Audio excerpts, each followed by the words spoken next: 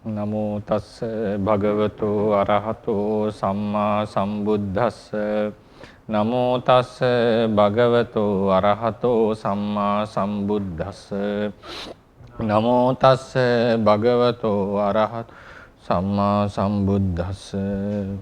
ගෞරවනීය ස්වාමීන් වහන්සේලා වරක් ප්‍රමුඛ මහා සංඝරත්නයේ අවසරයි.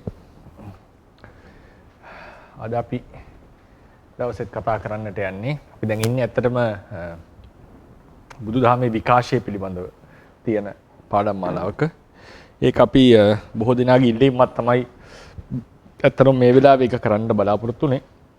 එහෙම නැත්නම් සැබවින්ම මේ විකාශනය ගැන හරියට කතා කරනවා නම් දීර්ඝව කතා කරනවා නම් ඒක බොහෝ දුරට කරන්නට සුදුසු වන්නේ ථේරවාද සම්ප්‍රදායික මූලික સિદ્ધාන්ත විදර්ශනාව ඇතුළුව කතා කරලා ඉවරුණාට පස්සේ තමයි ඒක කතා කිරීම සාමාන්‍යයෙන් ගොඩාක්ම ප්‍රායෝගික වන්නේ.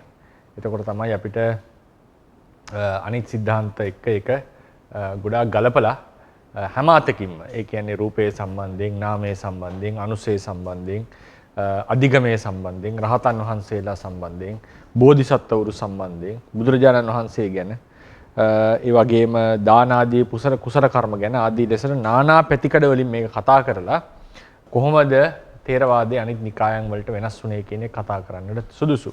නමුත් සමහර කෙනෙක් ඉල්ලීම් මත මේක අපි මේ වෙලාවේ කරන්නට යෙදුනා. ඒ නිසා අපි ඒක කරන්නේ සාමාන්‍යයෙන් හාත්පසින් කතා කරන්නට බෑ මේ වෙලාවේදී. හේතුව තමයි අපි ථේරවාදයේ මූලික સિદ્ધාන්ත සියල්ල කතා කරන්නේ නැති නිසා. එහෙම නැත්නම් කොහොමද අනිත් නිකායන් වලින් ථේරවාදීන් වෙන්නුනේ කියන එක ඉතා පැහැදිලි ලෙස පිරිසුදු ලෙස තවත් විස්තරාත්මකව කතා කරන්නට තිබුණා. පුළුවන් ඒ මූලික સિદ્ધාන්ත ටික අපි අවසන් වෙලා තිබුණා නම්. ඉතින් නමුත් අපි දැන් මේක ආරම්භ කරපු නිසා යම් ප්‍රමාණයකට අපි ඒකේ තියෙන වෙනස්කම් ටික සාකච්ඡා කරගෙන යනවා. අපි ඊයේ වෙනකොට අවසන් කරා කතා කරලා මහා සාංගික කුලකයෙහි කොහොමද මේ බෙදීම් ටික තිබුණේ සහ විශේෂයෙන් ඊයේ අපි කතා කරා ශෛල කියන ස්කූල් එක. එහෙම නැත්නම් ඒ නිකාය විශේෂයෙන් අපර පූර්ව ශෛල, අපර ශෛල, චෛත්‍ය ශෛල, ඊළඟට උත්තර ශෛල, රාජගිරික, සිද්ධාත්තික ආදී ලෙස බෙදුනා වූ මේ ශෛල කියන නිකාය. එහෙම නැත්නම් අන්ධක කියලා හඳුන්වපු ඒ කොටාසය කොහොමද ඔවුන් අතර තිබිච්ච වෙනස්කම් ආදිය සිද්ධ වුණේ කෙසේද කියන එක අපි සාකච්ඡා කරන්නට යෙදුනා. ඒ වගේම ඔවුන් සහ ථේරවාදීන් අතර පැහැදිලි වෙනස්කම් රාශියක් තිබුණා කියන එක අපිට ප්‍රකට වුණා. ඊළඟට අපිට තියෙන ඉතිරි වෙලා ථේරවාද කුලකයේ වෙත යොමු වන්නට. ථේරවාද කුලකය කොටස් 12කට බෙදෙනවා. සාමාන්‍යයෙන් මහා සංඝික කුලකයේ කොටස් 6ක් ලෙස තමයි සැලකුවේ. ථේරවාද කුලකයේ කොටස් 12ක් ලෙස සලකලා තියෙනවා. එතකොට ඒකෙදි මතක තියාගන්න කරුණ තමයි සෑම බෞද්ධ සම්ප්‍රදායකම වගේ මේ 3 වෙනි සියවස වෙනකොට නිකාය 18කට බෙදුනවා කියන එක දක්වලා තියෙනවා. නමුත් ඒ සමහර නිකාය ඒ කියන්නේ පොත්වල දක්වලා තියෙන නිකාය බෙහෙදය එකිනෙකට පොඩි පොඩි වෙනස්කම් දෙනවා. ඒ කියන්නේ සමහර නිකායවල සමහර ට්‍රැඩිෂන්ස් වල නැහැ, සමහර ට්‍රැඩිෂන්ස් වල තියෙනවා. ඒතර මේ වගේ ගණන් කරාට පස්සේ අපිට සාමාන්‍යයෙන් නිකාය 24ක් වගේ හම්බ වෙනවා. ඒ කාලේ විතරක් තිබිච්ච. ඊළඟට පසු කාලේ ඉනවා තවත් මේක බෙදිලා ගිහිල්ලා ස්කූල්ස් නැත්තම් ඒ ගුරුකුල විශාල සංඛ්‍යාවක් අපිට හම්බ වෙනවා. ඒක මම හිතන්නේ 40ක් 50ක් විතර ප්‍රමාණයකට ඉදිරියට ටික ටික වර්ධනය. කුඩා ගුරුකුල පවා තියෙනවා. විශේෂයෙන් චීන වගේ ප්‍රදේශවල ඒ වගේ ආරම්භ වෙනවා.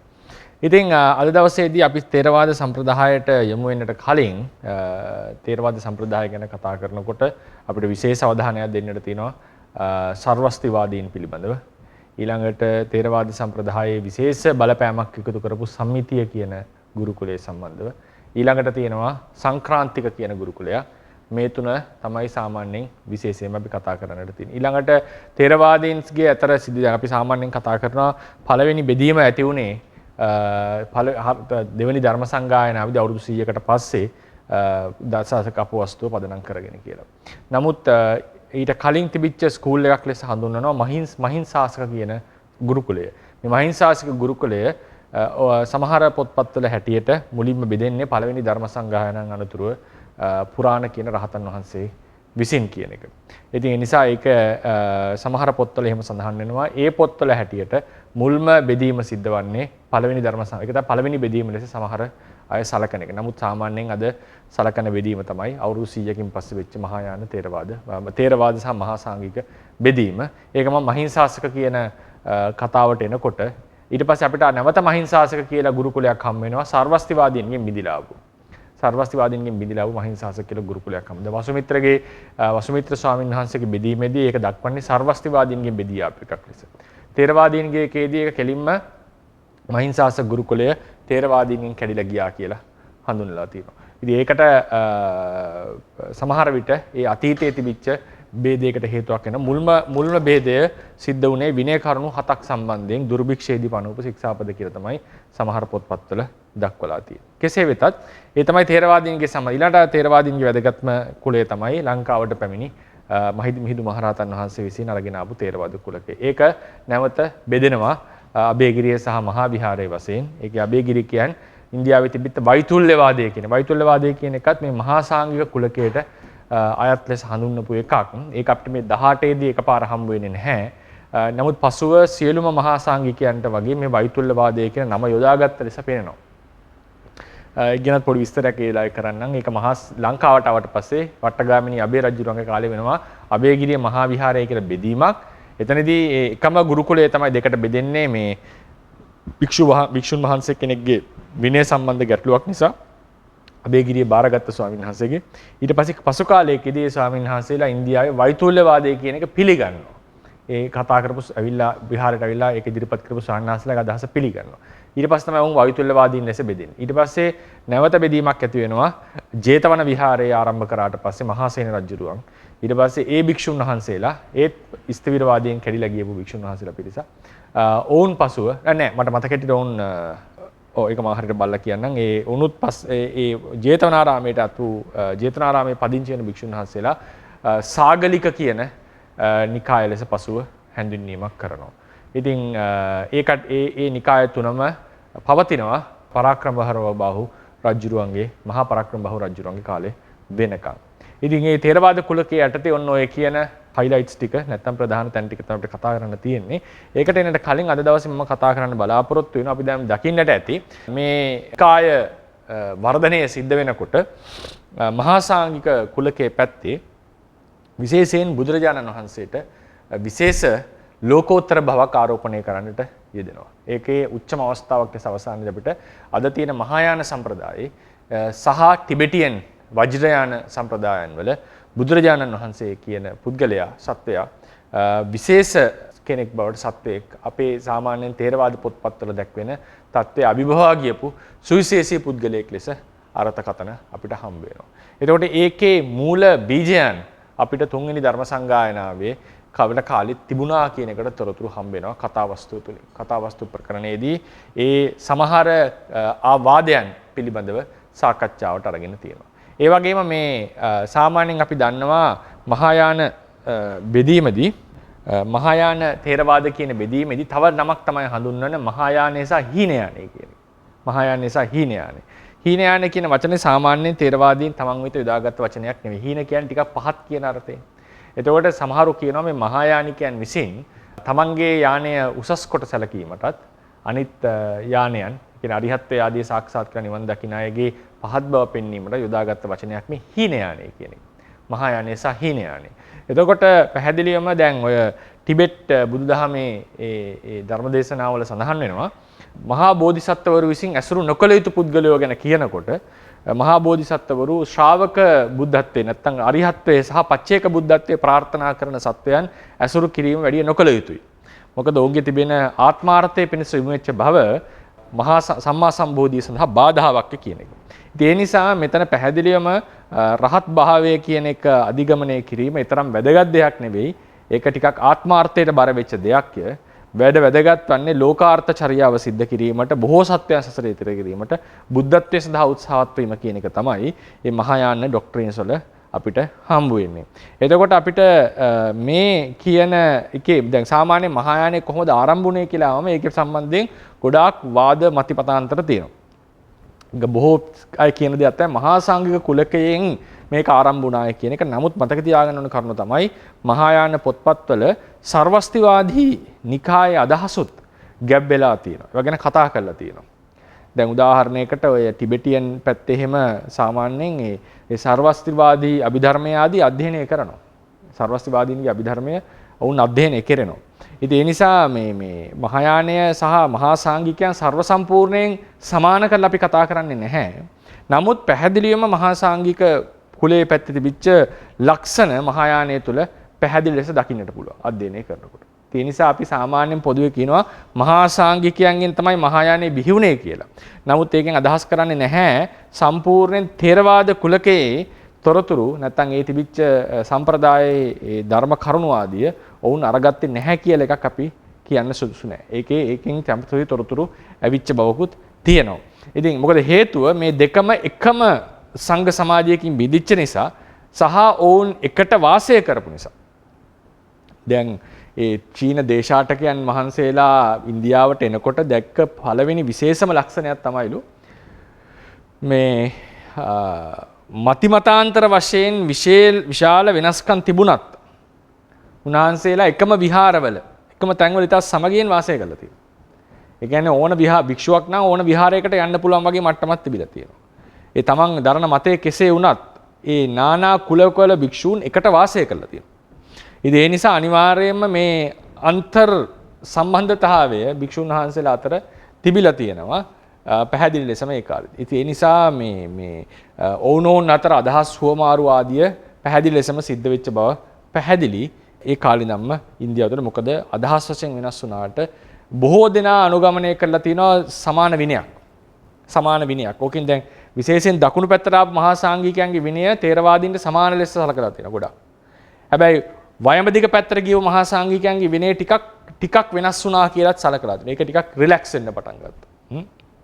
දැන් උදාහරණයකට මහායාන ස්කූල්ස් වල සමහර ස්කූල්ස් වල අද අපේ ඒ කියන්නේ ගොඩක් හොඳ විනය අනුගමනය කරන පිරිස් ඉන්නවා. ඒ විනය ශික්ෂාපද ආරක්ෂා කරන පිරිස් ඉන්නවා. ශික්ෂාපද වලට අවධානය දෙන අය ඉන්නවා.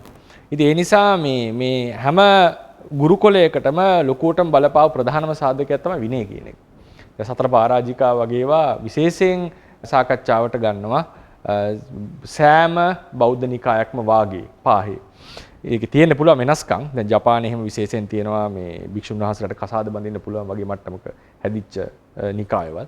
ඉතින් ඒ වගේ වෙනස් වෙච්ච තැන් තියෙන්නට පුළුවන්. නමුත් අර මූලික સિદ્ધාන්ත වශයෙන් ගත්තම ඒ විනය කියන එක හැමෝ අතරම එකලෙස වගේ බෙදිලා ගිහිල්ලා තිබිලා තියෙනවා. ඕකේ ධර්මමය කරුණු වශයෙන් තමයි ලොකු ભેදයන් ඇති වෙලා තියෙන්නේ. විශේෂයෙන් අභිධර්ම කරුණු සම්බන්ධයෙන් කොහොමද අධිගමනය සිද්ධ කරන්නේ? මොකක්ද අවබෝධ කළ යුත්තේ? කවරක්ද ධර්ම මාර්ගය කියන ඒවා ගත්තම ඒවල ලොකු වෙනස්කම් තිබිලා තියෙනවා. ඒක පැහැදිලිවම වෙනස්කම් සහිතව තමයි තිබිලා තියෙන්නේ. ඉතින් ඒ නිසා මේ දැන් අපි පොඩ්ඩක් අද බලමු. දැන් මෙතෙක් ඒ වගේ මතක තියාගන්න ඕන එක තමයි තව කුලකයක් අපි පොඩ්ඩක් හැඳින්වීමක් කරන්නට ඕනේ. මේ කතා වස්තුවේ න තව එක නමක් ගැන. දැන් අපි උදාහරණයක් ගත්තොත් මේ වෙනකොට අපි සංඝ කියන කොටස් දෙකකට බෙදුණු බව දැක්කා. මහා සංඝික සහ ස්ථවිර.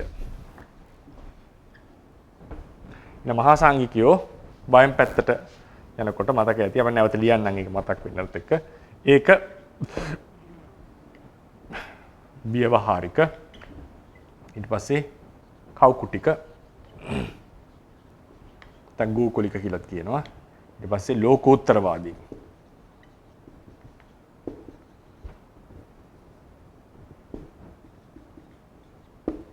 ඊළඟට අපිට හම්බ වෙනවා බහුශ්‍රුතිය සහ ප්‍රඥප්ති වාදී. ඊළඟට දකුණු දිශාවට අපිට එනකොට හම්බ වෙනවා ශෛල කියන නිකාය. ඒකේ අපිට හම්බ වෙනවා පූර්ව ශෛල, ඊළඟ අපර ශෛල. ඊළඟට අපිට හම්බ වෙනවා විශේෂ ශෛල දෙකක්, උත්තර ශෛල සහ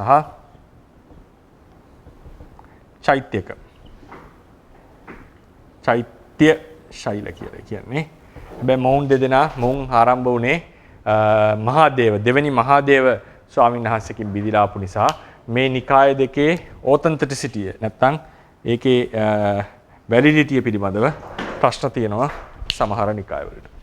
ඊළඟට අපිට හම්බ වෙනවා රාජගිරික සහ සිද්ධාර්ථික කියලා. මේ ආ පිරිසෙම බෙදිලා ලෙස සලකන්නට පුළුවන්. රාජගිරික සහ සිද්ධාර්ථික.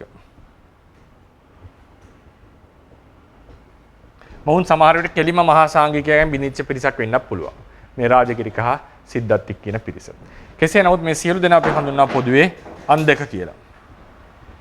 අන්ධකයෝ කියලා හඳුන්වලා තියෙනවා. ඒ වගේම අපිට හම් වෙන තව වචනයක් තමයි උත්තරාපතක කියන.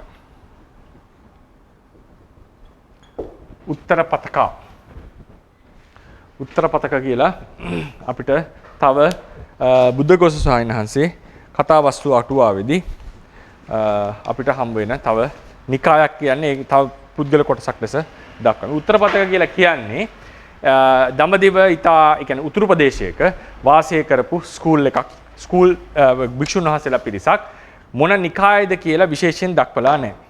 ඒක ඒ ප්‍රදේශයේ වාසය කරපු භික්ෂුන් වහන්සේලා. ඉතින් සාමාන්‍යයෙන් ඒ ඔවුන්ගේ ඩොක්ට්‍රින් එක අධ්‍යයනය කරනකොට විද්වතුන්ගේ අදහසක් තමයි මේ කට්ටිය මහායාන තේරවාද කියන අදහස් දෙකම දරපු පිරිස් වලට මේ උත්තරපතක කියන වචනය යොදලා තියෙනවා. ඉතින් ඒ නිසා ඔවුන් විශේෂ ස්කූල් එකක් ලෙස දක්වලා නැහැ. නමුත් යම් ප්‍රදේශයක වාසය කරපු භික්ෂුන් වහන්සේලා ලෙස තමයි දක්වලා තියෙන්නේ. ඔවුන් අතර මහායාන සහ තේරවාද මත දෙකම තිබුණා කියන එක සමහර විද්වතුන්ගේ අදහස. ඒ නිසා මේ උත්තරපතක කියන භික්ෂුන් වහන්සේලාත් ගේ අදහසුත් කතාවස්තුවේ විශේෂයෙන්ම හම්බ වෙනවා. මොවුන් ගැන තියෙන විශේෂත්වයක් තමයි මේ මොවුන් සම්බන්ධයෙන් කියනකොට එක කරුණක් වෙන මම කතා කරනවාද පත්ති ධර්මය කියලා. පත්ති ධර්මය කියලා විශේෂ එක ඒ වෙලාවට අපි කතා කරමු. පත්ති ධර්මය. පත්ති ධම්මෝ. පත්ති ධම්ම කියලා දෙයක් ගැන කතා කරමු. පත්ති ධම්ම කියලා කියන්නේ චිත්ත විප්‍රයුක්ත වෙච්ච අපි අටේන් වෙන්න පුළුවන් එක්තරා අවස්ථාවක් පිළිබඳව කතා කරනවා. ඒක පැමිණීම් වශයෙන් පවතින. එතනට පැමිණිලා ඉන්නවා. චිත්ත විප්‍රයුක්ත අවස්ථාවක්. මේක සම්බන්ධයෙන් වාද කිහිපයක්ම අපිට කතාවස්තුවේදී හම්බ වෙනවා. ඒ කියන්නේ උදාහරණය රහතන් වහන්සේගේ ඵලය. ඒ කියන්නේ උදාහරණයකට රහතන් වහන්සේලා සතර ඵලයෙන්ම සමන්වාගතයි. අනාගාමීන් වහන්සේලා සෝවාන් සකදාගාමි අනාගාමි කියන ඵල තුනෙන්ම සමන්වාගතයි. සකෘදාගාමීන් වහන්සේලා ඵල දෙකකින් සමන්වාගතයි. සෝවාන් වරයන් වහන්සේ එක ඵලයකින්. ආදී ලෙසට ඒ පැමිණීම් වශයෙන් ලබන ඵලයේ හැමතිස්සෙම ඉන්නවා කියන එක අදහසක්. ඊළඟට වෙලා තියෙනවා මේ රහතන් වහන්සේ නිතරම උපේක්ෂා 6කින් චලංග උපේක්ෂාව. ඒ කියන්නේ චක්කුසෝත ගාන ජීවා කාය මන කියන ඉන්ද්‍රිය 6ෙන්ම රූප ශබ්ද ගන්ධ රස පොට්ටබ්බ ධර්මයන් කෙරෙහි විශේෂ උපේක්ෂාවකින් යුක්තයි. චලංග උපේකෙන් ඇලීම් ගැටීම් වලින් තොරව චලංග උපේක්ෂාවෙන් යුක්තයි. හැමතිස්සෙම මේ අවස්ථාවේ ඉන්නවා කියන එක ඔවුන්ගේ අදහසක් වුණා. ඊළඟට බෝධිහා බුද්ධෝ. බෝධිය කියලා එක්තරා පත්ති ධර්මයක්. මේ පැමිණෙන අවස්ථාවක් තියෙනවා.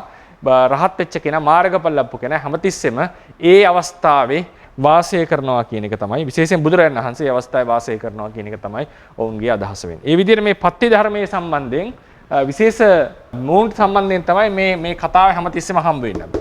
පත්ති ධර්මය. ඒ කියන්නේ චිත්ත විප්‍රයුක්ත වෙච්ච එක්තරා අවස්ථාවක්. ඒ අවස්ථාවට පැමිණීම් වශයෙන් ඉන්නවා කියන එක. ඒත් මේ කියන කරුණු අපි මතක තබාගෙන අද අපි යනවා විමසන්නට. දැන් අපි කිව්වා මේ විශේෂයෙන් ලෝකුත්තරවාදීන්ගේ පැත්තට එනකොට මහා වස්තුව කියන කතාවේදී මහා වස්තුව කියන පොතේදී බුදුරජාණන් වහන්සේගේ తත්වය සාමාන්‍ය මිනිස්සෙකුගේ ඉඳලා ලෝකෝත්තර භාවයට දේවත්වයට ආරෝපණය කරපු කතාව අපිට හම්බ වෙනවා. ඉතින් ඒ ප්‍රවෘත්තිය ඒ කතා වාදයන් අපිට කතාවස්තුව තුරුනුත් හමු වෙනවා. ඒ නිසා අපි අද බලමු කොහොමද මේ සමහර මේ උත්තරපතක ස්කූල් එක ඇතුළුව ඒ පිරිසත් ඇතුළුව මේ අන්ධක සහ මහා සාංඝික කුලකවල බුදුරජාණන් වහන්සේ සම්බන්ධයෙන් ඒ කතා කරපු සමහර ප්‍රවෘත්තිත් ඒ වගේම රහතන් වහන්සේලා සම්බන්ධයෙන් රහතන් වහන්සේගේ දුර්වලතා ගැන තිබිච්ච වාදත් ඒ වගේම රහතන් වහන්සේ සම්බන්ධයෙන් තිබූ අනිකුත් කතුරු කාරණාත් පොඩ්ඩක් සංසන්දනාත්මකව කතා කරමු. තේරවාදයේත් කොහොමද ඒක විස්තර කරලා තියෙන්නේ කියලා. එතකොට ඊළඟට මේකට තව ඇතුළත් වෙන්න ඕන දෙයක් මම මේක කතා කරන්න යන්නේ නැහැ බෝධිසත්වවරු ගැන. බෝධිසත්වයන් වහන්සේ ගැනත් විශේෂ අදහස් තිබිලා තියෙනවා. මොකද බුද්ධත්වයට විශේෂත්වයක් ආරෝපණය කරනවා නම් ඒ එක්ක මේ අනිත් කෙනා තමයි බෝසතාණන් වහන්සේ. ඒ බෝසතාණන් වහන්සේ සම්බන්ධයෙන්ුත් විශේෂයෙන් කතා. දැන් උදාහරණයක් මහායාන සම්ප්‍රදායන් වලට එනකොට දීපංකර බුදුරජාණන් වහන්සේට ප්‍රථමයෙන් උන්වහන්සේ මොනවද බෝධිසත්ව අවදීදී සිද්ධ කරේ කියන ඒවා ගැන සාකච්ඡා කරනවා. දැන් උදාහරණයකට අපේ පොතක් තියෙනවා සද්ධර්ම රතනාකරේ කියලා. තේරවාද අපේ පොත් ලංකාවේ සිංහල භාෂාවෙන් ලියවිච්ච පොතක්. ඒකේ තමයි ඔය කතා කරන්නේ දීපංකර බුදුරණන් වහන්සේට කලින් නේද මාතුපෝසක ජාතකය. ඊට පස්සේ අතීත බුදවරු 16 ආසංකීය කල්පලක්ෂයක් තරම්කල් පෙරම්පුරුවාය කියන කතාව අපිට හම්බ වෙන්නේ පොතෙන්. එහෙම නැත්නම් අපිට ඒක තේරවාද අපේල අටුවා ටීකාවල හම්බ වෙන කතා ප්‍රවෘත්තියක් නෙවෙයි. දැන් කිහිපයක් තියෙනවා. උදාහරණයක් ගත්තම යසෝදරා වගේ අපදහනය. බද්දකච්චායනා තේරියගේ අපදහනයේදී සඳහන් කරනවා ඔබ වහන්සේ මමයි දෙන්නම පුරාණ ගෞතම සහ බ්‍රහ්මදේව කියන බුදුරජාණන් වහන්සේලා දුටුවා කියලා. නමුත් ඒකේ අටුවාව අපිට හම්බ වෙන්නේ නැහැ. තේරිය අපදහනයේ අටුවාව අපිට නැති වෙලා තියෙන. ඒක lost. ඒක නැහැ. ඉතින් ඒ නිසා මොකද්ද මේ කවුරු ගැනද මේ කිව්වේ කියන විස්තරය අපිට හමු වෙන්නේ නැහැ. සැබවින්ම සාරාංශකීය කල්පලක්ෂයට එහා කලින් ඉඳලා අනිවාර්යෙන් උන්වහන්සේ පෙරම් පුරන්නට ඕන නීති විවරණයක් ලබන්නට.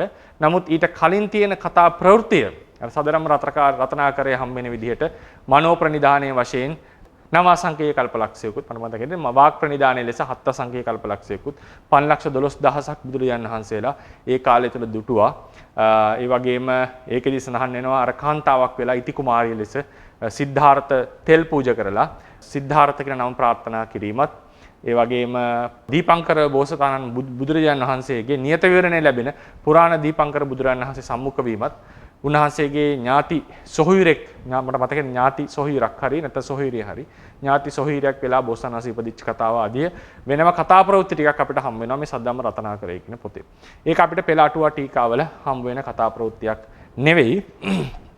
ඉතින් ওই විදිහට ඒ විශේෂයෙන් මහායාන පොත්වල ඔය ඊට කලින් තියෙන කතා ප්‍රවෘත්ති ගැන තියෙනවා කියලා තොරතුරු තියෙනවා. ඒ නිසා දැන් බුදුරජාණන් වහන්සේගේ සහ මරහතන් වහන්සේලා අතර සම්බන්ධයෙන් තිබිච්ච අන්‍ය නිකායික අදහස් සම්බන්ධයෙන් කිහිපයක් අපි සාකච්ඡාවට ගන්නවා. ඒකෙදී ස්ථාන කීපයක අපිට පේනවා රහතන් වහන්සේ සහ බුදුරජාණන් වහන්සේ අතර තියෙන වෙනස දක්වන්නටත් උත්සාහ ගත්ත අවස්ථා අපිට පේනවා. එතකොට ඒකෙදි කෙනෙක්ට අදහසක් ඉදිරිපත් කරන්නට පුළුවන් බුදුරජාණන් වහන්සේ විශේෂම ලෝකෝත්තර තත්වයකට ආරෝප කරලා මහායානය අපිට හම්බ වෙන තොරතුරු වලට මූල බීජ මේ තැන්වල තිබුණා කියන එක. අපිට ගත්තොත් එහෙම රහතන් වහන්සේ පිළිබඳව ඊළඟට අපිට හම්බ වෙනවා බුදුරජාණන් වහන්සේ.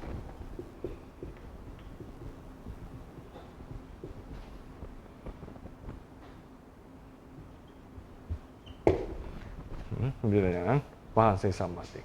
එතකොට රහතන් වහන්සේ සම්බන්ධයෙන් අපි මුලින්ම ගන්න කතා ටික තමයි අර සුක්ක විසට්ටිය. ඒ කියන්නේ පරූපහාර කතාවල ශුක්‍ර මිදීම සම්බන්ධයෙන්. රහතන් වහන්සේට කොහොමද අපි කියන්නේ අන්‍ය දෙවිවරු ඇවිල්ලා ඒ කෘත්‍ය සිද්ධ වෙනවා කියන සම්බන්ධයෙන්.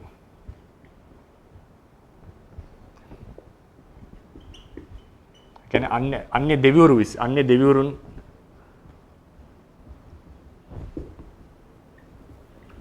විසින් මේක සිද්ධ කරනවා කියන එක තමයි අදහස වෙන්නේ.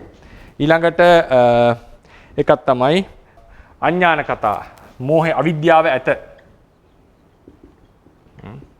අවිද්‍යාව ඇත. දැන් මේක සාමාන්‍යයෙන් හැමෝම දෙකේ 1 මේක දෙකේ 2. ඊළඟට මෝහය සංඛාව ඇත. සැකය ඇත. දෙවෙනි වර්ගයේ තුන්වෙනි කතාව. ඊට පරවිතාරණය කියලා කිව්වේ අන් අය විසින් මේ සැකේ සහ විද්‍යාව දුරු කළ යුතුයි රහතන් වහන්සේලාට ඒ තොරතුරු කියා දීම තුළ. මෙතන සැකේ සහ විද්‍යාව කියලා අදහස් කරේ මෝහය සම්බන්ධයෙන් ධර්ම කරුණු මොකද්ද මේ ගැඹුරු ධර්මයේ සම්බන්ධයෙන් නෙවෙයි නම් ගොත් ආදී සම්බන්ධයෙන් තියෙන දේවල්. ඊළඟට එන එකක් තමයි සංයෝජන කතාව. ඒ කියන්නේ අවිද්‍යාව සහ විචිකිච්ඡාව ප්‍රහාණය නොකොට රහත් වෙන්නට පුළුවන්.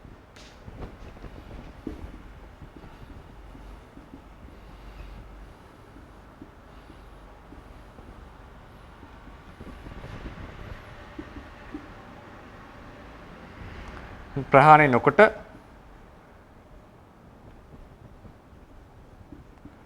රහත් විය හැක. අවිද්‍යාව හා විචිකිච්ඡා ප්‍රහාණය නොකොට රහත් විය හැක. ඇයි හේතුව?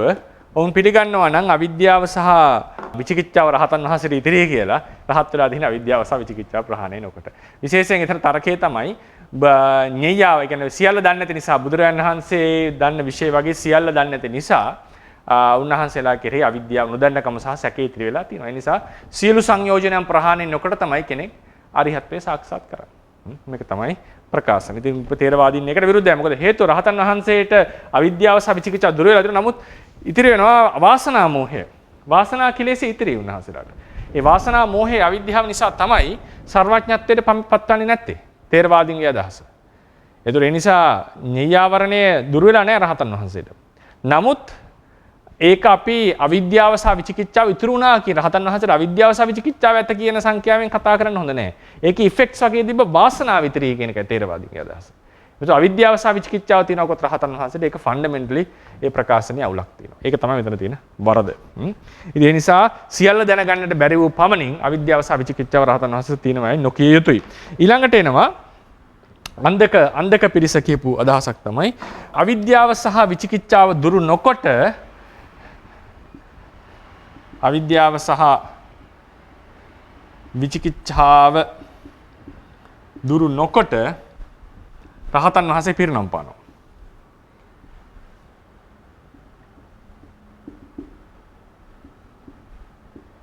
අවිද්‍යාව සහ විචිකිච්ඡාව දුරු නොකොට රහතන් වහන්සේ පිරිනම් පානවා. ඉතින් රහත් වෙන්නේ අවිද්‍යාව සහ විචිකිච්ඡාව සහිතව නම් නේද? පිරිනම් පෑමත් වෙන්නේ විචිකිච්ඡාව දුරු නොකොටමයි. ඉතින් මේක අන්ධක පිරිස තමයි මේ අදහසේ ඉන්නේ. මේක 21:3 හරිනම් 21:3 මේක 22:1 පරිනිබ්බාන කතාව. 22 වෙනි වර්ගයේ පළවෙනි කතාව. ඊළඟ එක තමයි ගිහියෙකුට රහත් විය හැක කියලා අදහස් දෙනවා. ගිහියෙකුට රහත් මේක ඉන්නේ උත්තර පතකයන්ගෙන්. මේ ඔක්කොම මේ ඊළඟ එක ඉන්නේ උත්තර පතක කියන නිකායෙන්. ගිහියෙකුට රහත් විය හැක. ගිහියෙකුට රහත් විය හැක. ඒක තේරවාදීන්ගේ අදහසට විරුද්ධයි. විරුද්ධයි කියන එකේ තේරුම තමයි ගිහි කියන නිර්වචනය තේරවාදීන්ගේ වෙනස්. ගිහි කියනකොට අර්ථ දෙකකින් අපි දකින්නට ඕනේ. ගිහියෙක් කියනකොට ගිහි කියන එකේ අර්ථ දෙකක් තියෙනවා. ගිහි සංයෝජන වලින් යුක්ත කෙනා.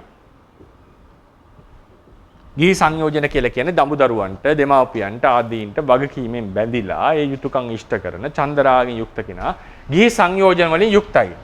ඊළඟට තමයි ගිහි ව්‍යංජන යුක්ත කෙනා.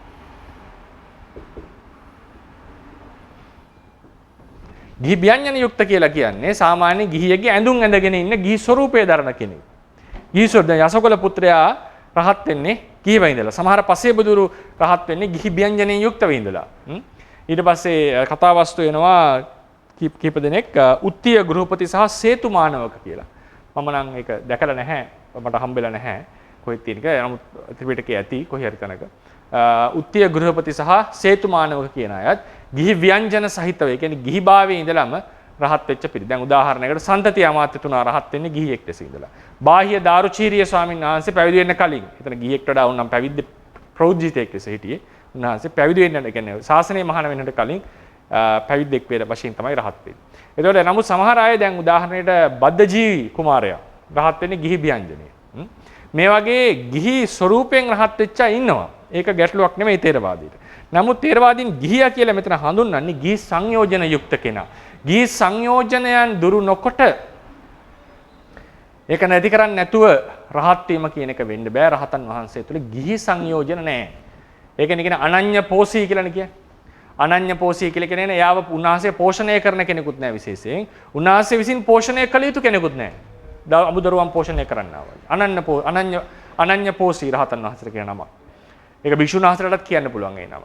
ඉතින් ගිහියට රහත් විය හැකි කියලා උත්තරපත්‍රකයන් කියනකොට මේ බෙදීම දක්වන්නේ නැතුව කියන නිසා තේරවාදීන් ඒකට විරුද්ධ වෙනවා. නෑ, ගිහියන්ට රහත් වෙන්නට බෑ. මේ අර ගිහියන්ට රහත් වෙන්න බෑ කියන එකේ තේරුම ගිහි ව්‍යංජනයෙන් යුක්ත රහත් වෙන්න බෑ කියන එක නෙවෙයි, ගිහි සංයෝජන සහිතව රහත් වෙන්න බෑ කියන එකයි තේරවාදීන්ගේ අදහස.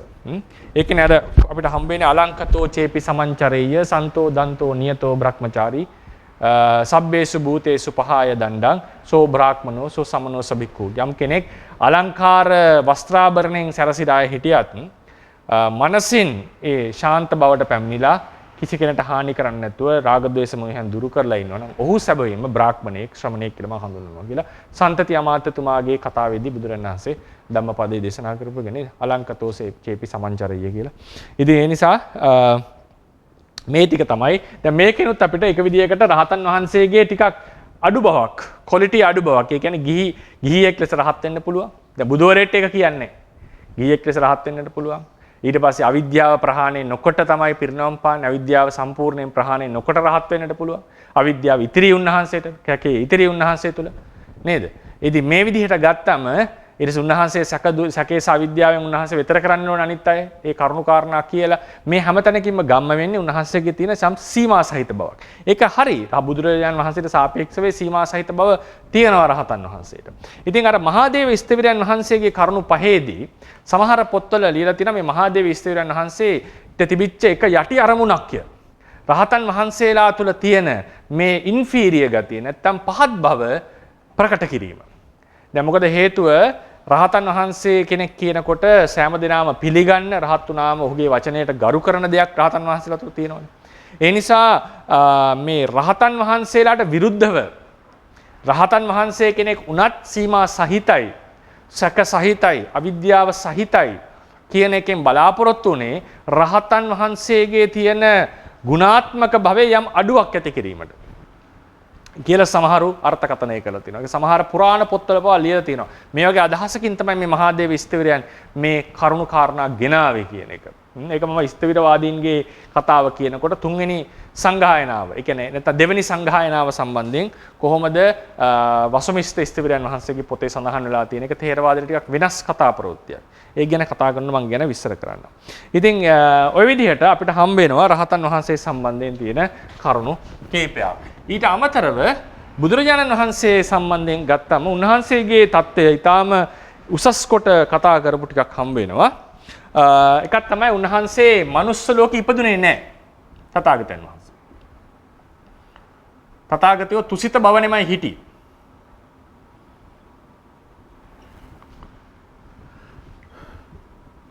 තුසිත දිව්‍ය ලෝකේ වැඩ සිටියා.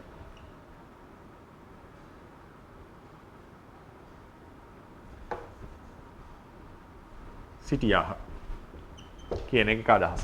තිසිත දිව්‍ය ලෝකෙම සිටියායි කියන එක. ඒක අපිට හම්බ වෙන කතාවස්තුවේ බලන්න මනුස්ස ලෝක කතා කියලා 18 වෙනි වර්ගයේ පළවෙනි කතාව. එතනදී එන එකක් තමයි මේක ගන්නේ අංගුත්තර නිකායේ තියෙන පාඩයක් භගවා ලෝකේ ජාතෝ ලෝකේ සංවඩ්ඩිතෝ ලෝකං අභිභූය විහෙරති ලෝකේන අනුපලිත්තෝ ලෝකේන. මේ පාඩයක් තියෙනවා. භගවා ලෝකේ ජාතෝ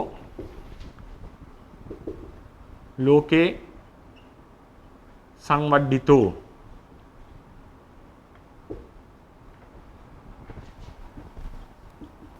ලෝකං අභිභූය කොහොමද පාඩේ ඉන්නේ ලෝකං අභිභූය විහෙරති අනුපලිත්තෝ ලෝකේන. මොකක්ද මේ කියන්නේ? භාග්‍යවතුන් වහන්සේ ලෝකේ ඉපදුනා. ලෝකේ ජාතෝ ලෝකේ වඩ්ඩිතෝ ලෝකේ තමයි වර්ධනය වුණේ. ලෝකං අභිභූය විහෙරති ලෝකේ අභිභව ජීවත් වෙනවා වාසය කරනවා. ලෝකේ ඉපදුනත් ලෝකේ වැඩුණත් ලෝකේ අභිභව වාසය කරනවා. අනුපලිත්තෝ ලෝකේන ලෝකේ සමග නොඇලී වාසය කරනවා. දැන් මේක ගත්තම මේක ඉන්නේ විශේෂයෙන් වෛතුල්‍යක කියන නිකාය මේක. ඒක අපි කතා කරමු ලංකාව ගැන තොරතුරු කතා කරනකොට. වෛතුල්‍යක නිකාය කියන්නේ මේ ලෝක කියන එක ථේරවාදීන් සහ වෛතුල්‍යකයන් කොහොමද මේ ලෝක කියන එක අර්ථකථනය කරේ. ඉතින් අපි රතු පාටෙන් ලියුවොත් එහෙම වෛතුල්‍යකයන් කියපිට ඕන්කෝ ලෝකී කියන්නේ තුසිත ලෝකේ කියලා. ථේරවාදීන් කිව්වා මේක මනුෂ්‍ය ලෝකය කියලා. තුසිත ලෝකේ දැන් පෙරුම් පුරලා වෙලා තුසිත ලෝකේ සේතකේතු කියලා දිව්‍ය රාජ්‍යයක් වෙලා උපන්නා. ඒ දිව්‍ය රාජ්‍යය වෙලා ඉන්නකොටම ඒ තුසිත භවනේ ඉඳලා තමයි උන්වහන්සේ ලෝකෙට පැමිණියේ. උන්වහන්සේ ලෝකෙට නිර්මිත කායකින් තමයි පැමිණියේ. සැබෑ කයෙන් නෙමෙයි. මේක තමයි උන්ගේ අදහස. මෙතන මනුෂ්‍ය ලෝකය කියලා කිව්වා ථේරවාදී. කොළපාටි නෑ තේරවාදී. ඊළඟට ලෝකං අභිභූය විහෙරති ලෝකෙ ඉක්මවලා වාසය කරනවා කියනකොට ඉක්මවපු ලෝකයේ තමයි වෛතුල්‍යකයන්ගේ ඇතින මනුෂ්‍ය ලෝකය. මනුෂ්‍ය ලෝකෙ ඉක්මවලා වාසය කරනවා. තේරවාදීන් කිව්වා මෙතන අදහස් කරේ ආරම්මන ලෝකය. ඒ ආරම්මණයන් ඉබ්බවලා වාසය කරා. මනුෂ්‍ය ලෝකය. ඊළඟට අනුපලිත්තෝ ලෝකේන ලෝකේ නොඇලී වාසය කරනවා කියනකොට එතන වෛතුල්‍යකයන් කිව්වා මනුෂ්‍ය ලෝකේ නොඇලී. තේරවාදීන් කිව්වා අෂ්ටලෝක ධර්මයේහි.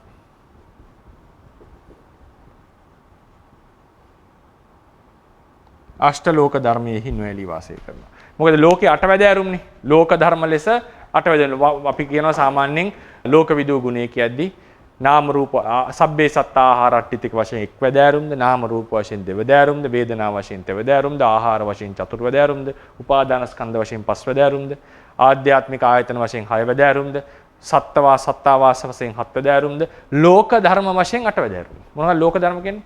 ලාභ අලාභ නිന്ദා ප්‍රශංසා සැප දුක යසායස. මේ අටෙහි නොඇලී තමයි උන්වහන්සේ වාසය කරේ. ඒ නිසා මෙතන අනුපලිත්තෝ සමයි ලෝකේන අනුපලිත්තෝ කියන එක නෙවෙයි මේ ලෝකේන කියන වචනය. ලෝකේන කියන වචනය මෙතන ලෝකය කියන එක මේ වෛතුල්‍යකය මනුෂ්‍ය ලෝකය කිව්වා. තේරවාදීන් අෂ්ටලෝක ධර්මයක. දැන් බලන්න ලෝකය කියන එකම වචනය. එකම පාඨය අර්ථකථනය කරපු ක්‍රම දෙකක්.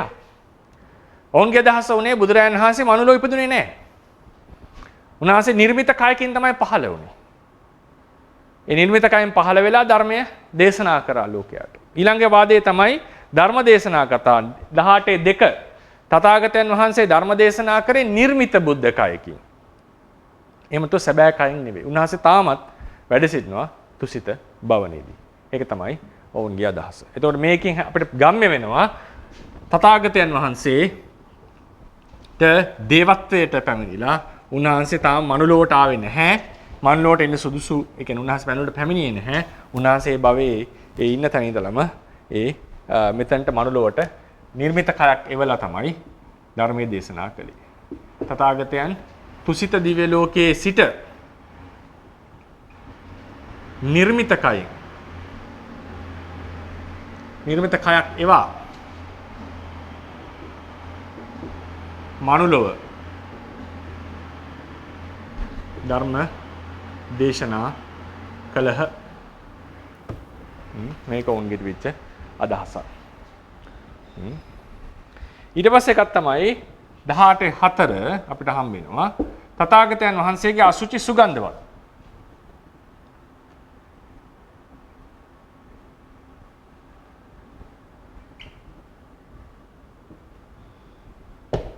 මේක අටුවා විස්තර කරන මහා පාත්ත කට්ට කතාවේ මේ අනවශ්‍ය ලෙස ලොකු අයෝනිසෝ ප්‍රේමයකට පැමිණිලා බුදුරයන් වහන්සේගේ මල මුත්‍ර පවා ඒක දුර්ගන්ධවත් කියලා කියන්නේ නැතුව ඒක සුගන්ධවත් කියලා තැනට ආවා. ඒ ශ්‍රද්ධාවේ ටිකක් ඕව ගිහිල්ලා බවත් තමයි සඳහන් කරන්නේ.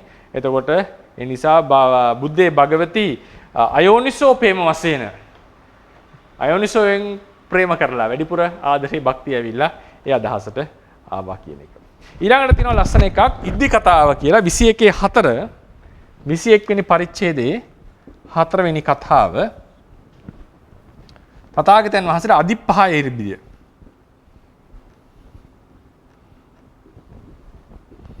අදිප්‍රාය ඉර්ධිය ඇත.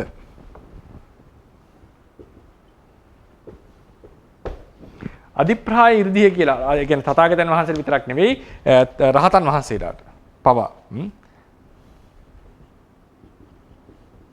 රහතුන්ට පවා අදිප්‍රාය ඉර්ධිය ඇත. අදිප්‍රාය කියන්නේ ඉර්ධිවන්තයට පුළුවන් Taman කැමති දේ සිද්ධ කරන්න. Taman කැමති දේ සිද්ධ කරන්න. උදාහරණයකට නිච්චපන්නා රුක්කෝ හෝතු මේ නිතරම මේ ගහේ කොළ තිබේවා. කියලා අදහස් කළා ඒක නිත්‍ය භවට පත් කරන්නට පුළුවන්. මේ විදිහට අදිප්‍රාය Tamanගේ අදිප්‍රායට අනුව දේවල් සිද්ධ කරගත හැකි කියලා අදහසක් තියෙනවා. ඒකෙන් අදහස් කරන ඕනම දෙයක් සිද්ධ වෙන්නට පුළුවන්. ඕනම දෙයක්. ඉතින් කතා වස්තුවේ එන තරකයේ තමයි ඒතර අනිත්‍ය දේ නිත්‍ය කරන්නට පුළුවන්, නිත්‍ය දේ අනිත්‍ය දේ දුක්ඛ දේ අදුක්ඛ කරන්න පුළුවන්, සුඛ කරන්න පුළුවන්. ඒ වගේ ලිමිට් එකක් තියෙනවා අනිවාර්යයෙන්. එහෙම හැම එකක්ම කරන්න බෑ. ඒතර ගේන තරකය තමයි විශේෂයෙන්ම කච්චායන මහරහතන් වහන්සේ විසින් බිම්බිසාර රජුරුවන්ගේ මාලිගාව රත්තරන් බවට පරිවර්තනය කරා. ඒතකොට තේරවාදීන් අදහස තමයි මේ අධිප්‍රාය 이르දිය කියලා කියන්නේ. මෙතන අධිප කියන්නේ වෙනස් කරනවා කියන්නේ. සමහර ලාවට තියෙන සන්තතියක් වෙනස් කරනවා. දැන් උදාහරණයක් එක ස්වාමීන් වහන්සේ කෙනෙක් එකපාරක් ගඟක් ගිතෙල් කරන්නේ උදේවරුේ ගිතෙල් වේවා කියලා දිෂ්ඨාන කරනවා. එතකොට සමහර ලාවට තියෙන එක බොහෝ කල් පවතිවා. ඔය මල් පහන් එහෙම පරණෝවි බොහෝ කල් පවතිවා කියලා දිෂ්ඨාන කරනවා. මේ වගේ දේවල් කරනකොට ගොඩක් වෙලාවට ඒක ලබන පුද්ගලයා දැන් අපි හිතමු බිම්බිසාර රජුරුවන්ගේ මාලිගාව රත්තරන් කරා කච්චායන මහරහතන් වහන්සේ. එතනදී තේරවාදීන් අදහස් තමයි මේ ලබන පුද්ගලයාගේ පිනක් තියෙන්නට ඕනේ සඳහා. බිම්බිසාර රජුරුවන්ගේ මාලිගාව රත්තරන් උනේ කච්චායන මහරහතන් වහන්සේගේ 이르දිය නිසා පමණක් නෙවෙයි තේරවාදයට. බිම්බිසාර රජුරුවන්ගේ පිනත් උපනිශ්‍රය වෙලා තියෙනවා මේ පරිවර්තනය වීමට. ඒකේ බලපෑමක් ලැබිලා තියෙනවා. ඒ නිසා මේ අධිප්‍රාය 이르දිය කියලා ඕන දෙයක් ඕන විදිහට පරිවර්තනය කරන්න පුළුවන් කියන එක නෙවෙයි මේ අදහස් කරලා තියෙන්නේ. එහෙම එකක් නෙවෙයි. එහෙම පරිවර්තන කරන්නට පුළුවන් යම් සීමා සහිත ලෙස. දැන් අපි හිතමුකෝ මොනවත් ලබන්න පින නැති කෙනෙක්ට රහතන් වහන්සේ කෙනෙක්ටවත් ඒ දේ දැන් පින නැත්තම් ඒ දේ ලබන්න ඒක හැටියට රහතන් වහන්සේ කෙනෙක්ට බෑ මේක රත්තරන් කරලා ඔහුට ලබා දෙන්න. ඒකට ඔහුගේ පිනත් ලබන්නට සුදුසුකමත් තිබිය යුතුයි කියන එක තමයි ඒ කතාවේ අදහස. ඒ නිසා අධිප්‍රාය 이르දිය තිබුණා කියලා තේරවාදයට අනුව ඒක අනිවාර්යෙන් එක විදිහටම සිද්ධ වෙනවා කියලා එකක් නෑ. සිද්ධ වෙනවා කියලා එකක් නෑ. ඊළඟට එකක් තමයි මේ විදිහට විශේෂයෙන් බුදුරජාණන් වහන්සේ සම්බන්ධයෙන් විශේෂ ගුණ ටිකක් අපිට හම්බ වෙනවා. මහා වස්තුවේදී අපිට හම්බ වෙනවා තමයි උන්වහන්සේ මව් කුස ඉඳලම සර්වඥත්වයට පැමිණලා තිබෙනවා. උන්වහන්සේ අමුතුවෙන් කලින් ඉඳලම උන්වහන්සේ ඒ සුදුසුභාවය ලැබලා තිනවා. කොටින්ම කියනවා නම් උන්වහන්සේ උප්පත්තිය ලබන්නේ මහා මායා දේවියගේ සහ සුද්ධෝදන රජුරුවන්ගේ එකතු වීම සංසර්ගයේ හේතු කරගෙන නෙවෙයි. ඒ වගේම උන්වහන්සේ අසීමිත කාලයක් ගුණධර්ම ප්‍රගුණ කරපු සත්වයෙක් නිසා කාමසේවනයේ යෙදෙන්නේ නැහැ. යසෝදරා දේවිය සමග රාහුල කුමාරයාගේ උප්පත්තියත් විශේෂ උප්පත්තියක්. ඊට පස්සේ ඒ කතා ප්‍රවෘත්ති වල හැටියට ඒ උන් අදහස් කරලා තියෙන හැටියට දැන් උදාහරණයක් තේරවාදීන්ගෙත් පොඩි මෙහෙම තැනක් තියෙනවා. දැන් තේරවාද ජාතක පොතේ අපිට හම්බ වෙනවා බෝසතාණන් වහන්සේට ශිල්ප ශාස්ත්‍ර ඉගෙන ගන්න යන මේකෙදි බෝසතාණන් වහන්සේගෙන් ඒ ජාතක පොතේ කියනවා බෝසත්වරයෙක් අවසාන ආත්ම භාවයේදී කාගෙන්වත් ඉගෙන ගැනීමක් සිද්ධ කරන්නේ නැහැ. දැන් අපි ඉස්කෝලේ ඉගෙන ගත්තා සර්වමිත්‍ර කියලා බමුණෙක්ගෙන් බෝසතාණන් වහන්සේ ඉගෙන ගත්තා කියලා. නමුත් තේරවාද සම්ප්‍රදාය හැටියට මහා බෝසතාණන් වහන්සේ කෙනෙක් අවසානාත්ම භාවයේ ඉගෙන ගැනීමක් සිද්ධ කරන්නේ ශිල්ප ශාස්ත්‍ර. ඉගෙන ගැනීමක් සිද්ධ කරන්නේ නැහැ. ඉතින් හැබැයි ආලාර කාලාම උද්දකරාම පුත්ත කියන දෙදෙනා ගාවට ගිහිල්ලා ඔවුන් සමග සාකච්ඡා කරලා එතනින් මාර්ගෝපදේශය අරගෙන ඒ කටයුත්ත සිද්ධ කරනවා. ඒ මාර්ගය යනවා. නමුත් ඒක අන්තිමට බුද්ධත්වයට හේතු වන්නේ නැහැ. මොකද හේතුව උන්වහන්සේගේ ධානය ඒ ලැබපු ධානය පාදක වන්නේ නැහැ. උන්වහන්සේගේ නිර්වාණ මාර්ගයට තමන් වහන්සේම තමයි මාර්ග මධ්‍යම ප්‍රතිපදාව හොයාගන්නේ. නමුත් අර අතනදී බෝසතාණන් වහන්සේ ජාතක පොතේ අපිට හම් වෙන සිංහල ජාතක පොතේ අපිට හම් වෙනවා බෝසතාණන් වහන්සේට සුද්ධෝදන රජුරෝ ඒක කියනකොට ශිල්ප ඉගෙන ගැනීමක් උන්වහන්සේලාට අවශ්‍ය නැති බව ජාතක පොතේ දක්වලා තිනවා. ඒ කියන්නේ එතන තියනවා ශිල්ප ඉගෙන ගැනීමක් අවශ්‍ය නැහැ. ඒ කියන්නේ දැනුම තියනවා කියන එක. දැන් උදාහරණයක් මහෞෂධ පඬිතයන්ගේ තිබෙන පඬිතකම ඒ ඥානවන්තකම අවුරුදු 7 දිනේ රජගෙදරට එක්කගෙන යන්නේ. අවුරුදු 7 දී. ඒතකොට ඒ තිබිච්ච දැනුම් සම්භාරයේ සංසාර ගතව ආපු නුවණත් එක්ක උන්වහන්සේට තේරෙන වගේ කතාවක් තමයි කියවෙන්නේ. ඒ නිසා ඒ තේරවාද සම්ප්‍රදාය ඇතුළත බෝසතාණන් වහන්සේ සුවිශේෂී පුද්ගලයෙක් ලෙස හඳුන්වනවා. නමුත් සමහර බෞද්ධ නිකායවල උන්වහන්සේ ගිහිල්ලා සරමිත්‍ර ආදී බ්‍රාහ්මණතුමාගෙන් ඉගෙනගත්ත කතා ප්‍රවෘත්ති තියෙනවා. ඒ වගේම ආලාර කාලාම උද්දකරාම පුත්තට අමතරව බග්ගව කියලා තවුසෙක්ගෙන් ධර්මයේ මේ මාර්ගය ගැන සාකච්ඡා කරා ඉගෙන ගත්තා කියන කකුත් බග්ගව තාපසයාගේ. ඒක අපේ පොත්වල අපිට හම්බ වෙන එකක් නෙවෙයි. ඉතින් ඒ වගේම ඒ ලෝකෝත්තරවාදීන්ගේ හැටියට බෝසතාණන් වහන්සේ බුදුරජාණන් වහන්සේ ලෝකෝත්තර සත්වයෙක්. උන්වහන්සේට කැම් බීම ගන්නට අවශ්‍ය නැහැ, නිදා ගන්නට අවශ්‍ය නැහැ. උන්වහන්සේගේ ශරීරයට අවුරශ්මියෙන් ආදීන් බාධා සිද්ධ වන්නේ නැහැ. නාන්නට අවශ්‍ය නැහැ. නමුත් ඒ සියල්ලම උන්වහන්සේ සිද්ධ කරනවා ලෝකයා සමග ජීවත් වීමට අවශ්‍ය නිසා. ලෝකයා සමග ලෝකයට අනුගත වීම වශයෙන් මේ දේවල් සිදු වෙනවා. තේරවාදයේ තියෙන සමහර තැන් වල නේද උන්වහන්සේගේ ශරීරයේ දූවිලි තැවරීමක් නැහැ. පැම්පාසු වෙන්නේ ලෝකයට අනුගත වීමට සහ ඍතු ගැන්වීමට ශරීරය ටික සිසිල් කරගන්නට කියලා කියනවා. එතකොට ලෝකෝත්තරවාදීන්ගේ අදහස තමයි නෑ කිසිම ආකාරයකින් පැම් පහසු වීමක් අවශ්‍ය වන්නේ නැහැ. උන්වහන්සේ නමුත් ඒක කරනවා උන්වහන්සේ ලෝකයට අනුගත වීම සඳහා කියන එක. ওই විදිහට අපිට හම්බ වෙනවා බුදුරජාණන් වහන්සේව ලෝකෝත්තර භාවයට පත් කරපු කතා ප්‍රවෘත්ති තුන්වන සංගායනාවේදී ඒ කාලේදී සහ ඊට පස්සේ අපිට මහා සංඝිකයන්ගේ සමහර පොත්පත් බලනකොට මේ වගේ විශේෂ තැන්වලට උන්වහන්සේ පත් වෙනවා. දැන් උදාහරණයකට සමහර පොත්වල තියෙනවා බෝසතාණන් වහන්සේ ඉපදිලා මේ එක්තරා දේවාලයකට අරගෙන යනවා. ඒ අරගෙන යනකොට ඒ තිබිච්ච පිළිම වහන්සේලා බිමට ඇවිල්ලා වන්දනා කරනවා. අසිත තාපසයාගේ කකුල් දෙකිලා ඔළුව වැදුනානේ නේද? ඔළුව වැදිලා එතුමා වන්දනා කරනවානේ. ඒ අවසානාත්ම භාවය වැඳුම් ලැබීමක් නැහැ. වැඳුම් ගන්න නැහැ. කෙනෙකුට වැඳුම් ගන්න බෑ බෝසත්වරයෙක්. එතකොට තව පොතක තියෙනවා මේ පිළිම පවා උන්වහන්සේට වන්දනාමාන කරා. ඒ ඔය විදිහට බුද්ධ චරිතය, බුද්ධ කතා ප්‍රවෘත්තිය යම් සමානතා සහිතව සහ වෙනස්කම් සහිතව තමයි මේ නිකාය. දැන් බුද්ධ චරිතය ගත්ත අස්සඝෝෂ ස්වාමීන් වහන්සේගේ බුද්ධ චරිතය තියෙනවා. ඊට පස්සේ සාර්වස්තිවාදීන්ගේ ලලිත විස්තරය කියලා එකක් තියෙනවා. ලෝකෝත්තරවාදීන්ගේ මහා වස්තුව කියලා එකක් තියෙනවා. අපේ තියෙනවා ජාතක කතාව නැත්නම් ඒ ජීවල නිදාන කතා ටික. ඒතකොට විශේෂයෙන් සඳහන් කරන්න ඕන එකක් තමයි ථේරවාදීන්ගේ කතා ප්‍රවෘත්තිවල සිද්ධාර්ථ ගෞතමයන්ගේ නැත්නම් බුදුරජාණන් වහන්සේගේ තථාගතයන් වහන්සේගේ සිද්ධාර්ථ අවධිය පිළිබඳ තොරතුරු ඊටාම අල්පයි. ඊටාම අල්පයි. ඒ තොරතුරු වැඩි නැහැ. නමුත් අන්‍ය නිකායවල උන්වහන්සේගේ තරුණ කාලයේ තොරතුරු සම්බන්ධයෙන් අපිට උදාහරණ අලියා ගැන තියෙනවා. බෝසතාණන් වහන්සේට විශේෂ හස්තියක් හිටියා කියලා කියනවා. මේ හස්ති රාජයා මරණයටපත් කරන්නේ දේවදත්ත කුමාරයා ගලකින් ගහලා තමයි මේ මරණයට සිද්ධ කරන්නේ. එතකොට යනකොට ඒ හස්තියා මැරිලා ඉන්නවා පාරේ ආනන්ද ස්වාමීන් වහන්සේ ගලකින් ගහලා දේවදත්ත කුමාරයා මරනවා. ආනන්ද කුමාරයා ඇවිල්ලා ඒ යතාව හස්තීන්ගේ බල පහත් වෙන නිසා පැත්තකට දාන පාරෙන් බෝසතාණන් වහන්සේ ඇත්කුණ අරගෙන ප්‍රාකාරයෙන් එළියට විසික් කරනවා. මේ වගේ කතා ප්‍රවෘත්ති තියෙනවා. මේවා ථේරවාද සම්ප්‍රදායේ තියෙන කතා ප්‍රවෘත්ති නේ. ථේරවාදයේදී බෝසතාණන් වහන්සේගේ කතා ප්‍රවෘත්ති ගැන අපිට හම්බෙන හොඳම තැන තමයි සූත්‍රය. බුදුරජාණන් වහන්සේම දේශනා කරනවා සුද්ධෝදන රජු කොහොමද උන්වහන්සේට සැලකුවේ කියලා. අවුරුදු 10 දී එහෙම විශේෂයෙන් ඔය ජල ක්‍රීඩාවට කැමතියි කියලා ළමයි ඒ පොකුණු ආදී හරි ගස්සලා උන්වහන්සේ නිතරම ජල ක්‍රීඩා කරමින් හිටියා. ඊට පස්සේ රම්මිසුරම්ම සුබ කියලා මාලිගාවල වාසය කරා. ස්ත්‍රීන් සමග පමණක් සමහර ඒ මාලිගාවල සමහර කාල ඒක වාසය කරලා තියෙනවා. ඉතින් ওই විදිහට උන්වහන්සේට අධික සැප සම්පත් ලබා දෙන රජතුමා ඒ වගේ ප්‍රවෘත්ති ටිකක් විතරක් මිසක් අපිට දීර්ඝ තොරතුරු ටිකක් හම්බ වෙන්නේ නැහැ. ආයා හම්බ වෙන වප්මගුල දවසේදී උන්වහන්සේ භාවනා කරපු කතා ප්‍රවෘත්ති ආදී තොරතුරු කීපයක් තමයි අපිට බෝසතාණන් වහන්සේගේ චරිතය සම්බන්ධයෙන් හම්බ වෙන්නේ. ඉතින් බලංගොඩ ආනන්ද මෛත්‍රී ස්වාමීන් වහන්සේගේ අදහස මේක පළවෙනි සංගායනාවලදී විශේෂයෙන්ම මේ කරුණු අතහැර දාන්නට ඇතිය කියන එක තමයි උන්වහන්සේගේ අදහස. කෙසේ වෙතත් ථේරවාදීන් ළඟ ථේරවාදී කතා ප්‍රවෘත්ති වල බෝසතාණන් වහන්සේගේ තරුණ කාලයේ පිළිබඳ කතා ප්‍රවෘත්ති ඉතාම අඩුයි. ඊළඟට දැන් මෙහෙම බුදුරජාණන් වහන්සේගේ ලෝකෝත්තර භාවයට ආරෝපණයක් වෙනවා.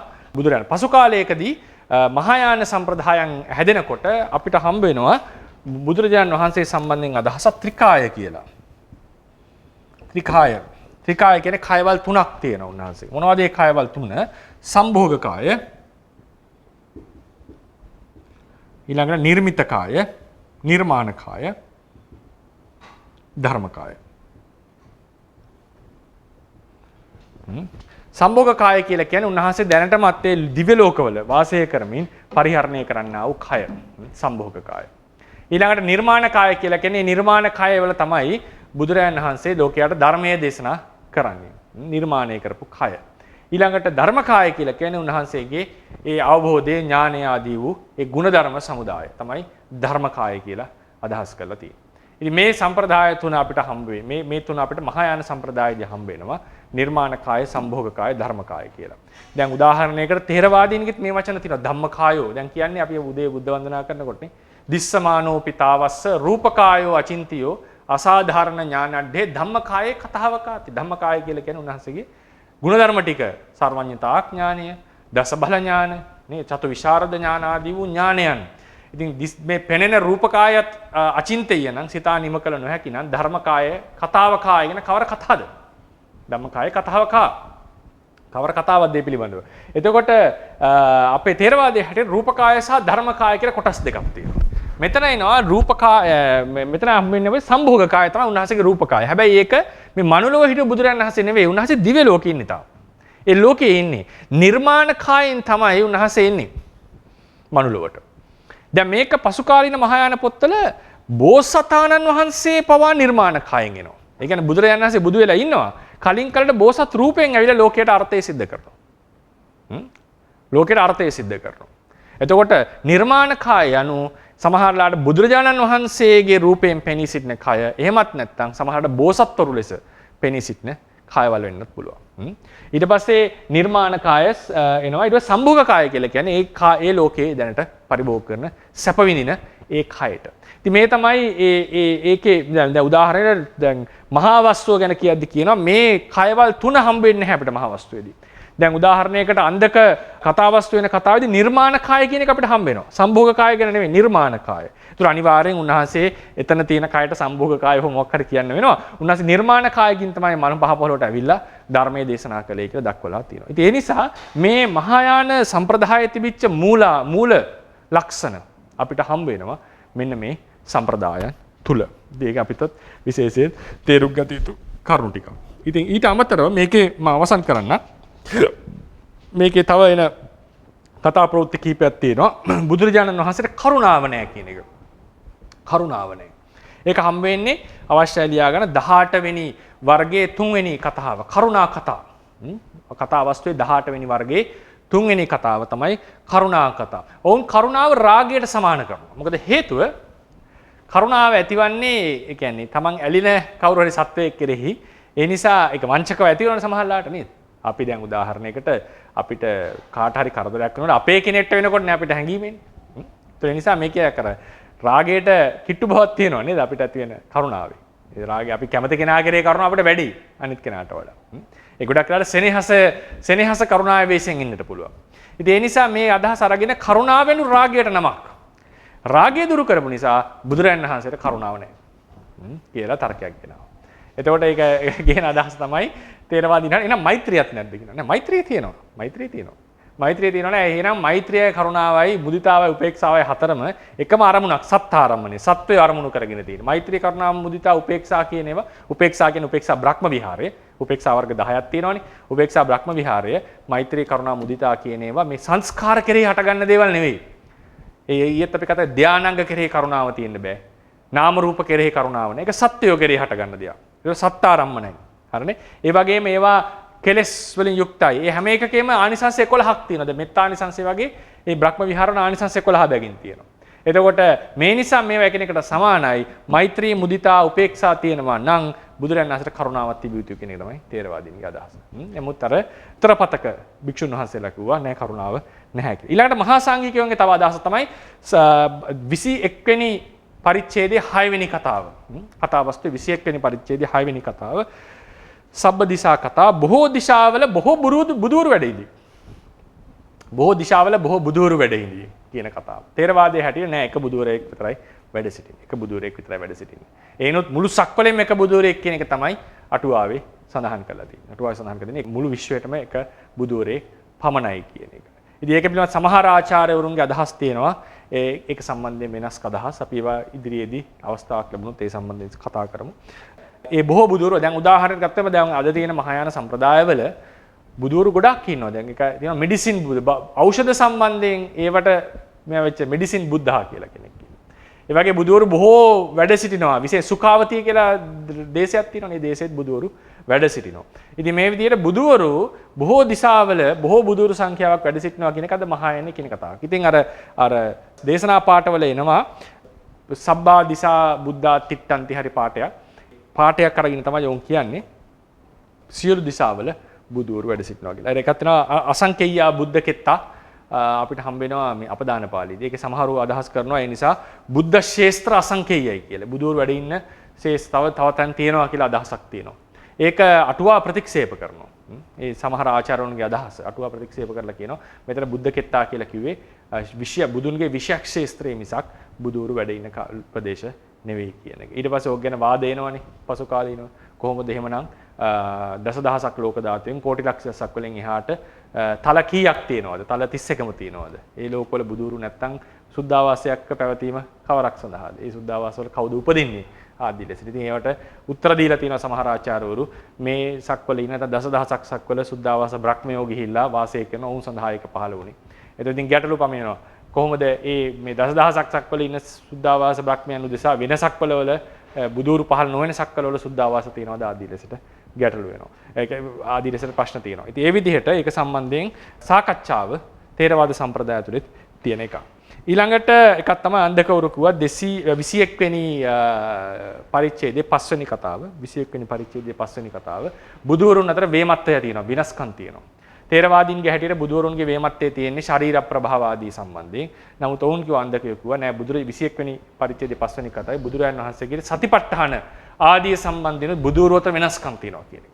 බුදුවතුරු අතර වෙනස්කම් තියෙනවා කියන එක. දැන් උදාහරණයක් ගත්තොත් මහායාන සම්ප්‍රදායේදී ඒ බුදුවරුන්ට විශේෂ ගුණ දක්වලා තියෙනවා. හැකියාවන් දක්වලා තියෙනවා. බුදුවරුන් අතර වෙනස්කම් දක්වලා. තේරවාදයේ හැටියට උන්වහන්සේලාගේ ධර්මකායේ හැකියාවන් වල වෙනස්කමක් නැහැ. ඒවා කෙලවරටම උන්වහන්සේලා ගමන් කරලා තියෙනවා. රූපකය ආදී ආයුෂ ආදී වෙනස්කම් උන්වහන්සේලාට පවතිනවා. ඒ විදිහට තමයි බුදුරජාණන් වහන්සේලා සම්බන්ධයෙන් හැබැයි මතක තියාගන්න ඕන එකක් තමයි අපර ශෛලයේ උත්තර ශෛලයේ චෛත්‍ය ශෛල කියන ශෛල නිකායවල බෝසත්වරු ගැන කියනකොට සාමාන්‍ය සත්ව කොට්ටාසයක් ලෙසත් සතර අපායේ ඉපදිය හැකි බවත් ඒ වගේම චෛත්‍ය පූජාව සිද්ධ කරනකොට විශේෂ පිනක් රැස් නොවන බවත් සමහර මේ මහා සාංගික කුලකයට අයත් අය දරාගෙන ඉඳලා තියෙනවා. මා චෛත්‍ය පූජාවේ විශේෂ ආනිසංස නැති බව පව දරාගෙන එහෙම සලකලා තියෙනවා. ඊට පස්සේ අවසන් කරන්න මහා රහතන් වහන්සේලා සම්බන්ධයෙන් පොඩි කීපයක් අපි මතක් කරොත් එහෙම සමහර නිකායවල දරාගෙන ඉන්න උත්තර පතකයේම 4 වෙනි වර්ගයේ 3 වෙනි කතාව 4 වෙනි වර්ගයේ 3 රහතන් වහන්සේගේ සියලු ධර්මය අනාශ්‍රවයි. රූපේ පව අනාශ්‍රවයි. රූපේ පව අනාශ්‍රවයි කියන එක ඒක තේරවාදීන් පිළිගන්න දහසක් නෙවෙයි. මොකද හේතුව උන්වහන්සේගේ රූපය කෙලෙසන වස්තු වෙන්නේ හැබැයි ආරම්මන වෙනවනේ. කෙලෙසන වස්තු වෙන්නේ නැති බව ඇත්ත. නමුත් අරමුණු වෙනවා. ඒ නිසා රහතන් වහන්සේගේ සියලු ධර්ම ආශ්‍රව නැහැ කියන එක තමයි තේරවාදීන් අදහස්. තේරවාදීන් කියන තර්කය තමයි සියලු ධර්ම ආශ්‍රවන අනාශ්‍රව නම් උන්වහන්සේට මාර්ගඵල සිද්ධ හැමතිස්සෙම හටගන්න. උන්වහන්සේ අපරියාපන්න භූමියේදී හැමතිස්සෙම ඉන්නේ. උන්වහන්සේට අපරියාපන්න සිද්ධ හැමතිස්සෙම හටගන්නේ. කියන එක තේරවාදීන්ගේ මතය. තේරවාදීන් ඒකට විරුද්ධයි. එහෙම එකක් නෙවෙයි. උන්වහන්සේට ශාස්ත්‍රව ධර්මය හට ගන්නවා. චක්ෂුරාදී උන්වහන්සේගේ ආශ්‍රවයන්ට අරමුණු වෙනවා. ඒ කියන්නේ උන්වහන්සේට පරියාපන්න ධර්මයෝ තියෙනවා කියන එක තමයි කතාවස්තුවේදී තේරවාදීන් අදහස් කළා තියෙන්නේ. ඊට පස්සේ එනවා අර උත්තරාපතකයන්ගේ අපි කතා කරා අර පත්ති ධර්මය කියන එක. පත්ති ධර්මය කියලා කියන්නේ රහතන් වහන්සේ 4 ඵලයෙන්ම යුක්තයි, අනාගාමීන් වහන්සේ 3 ඵලයෙන්ම යුක්තයි.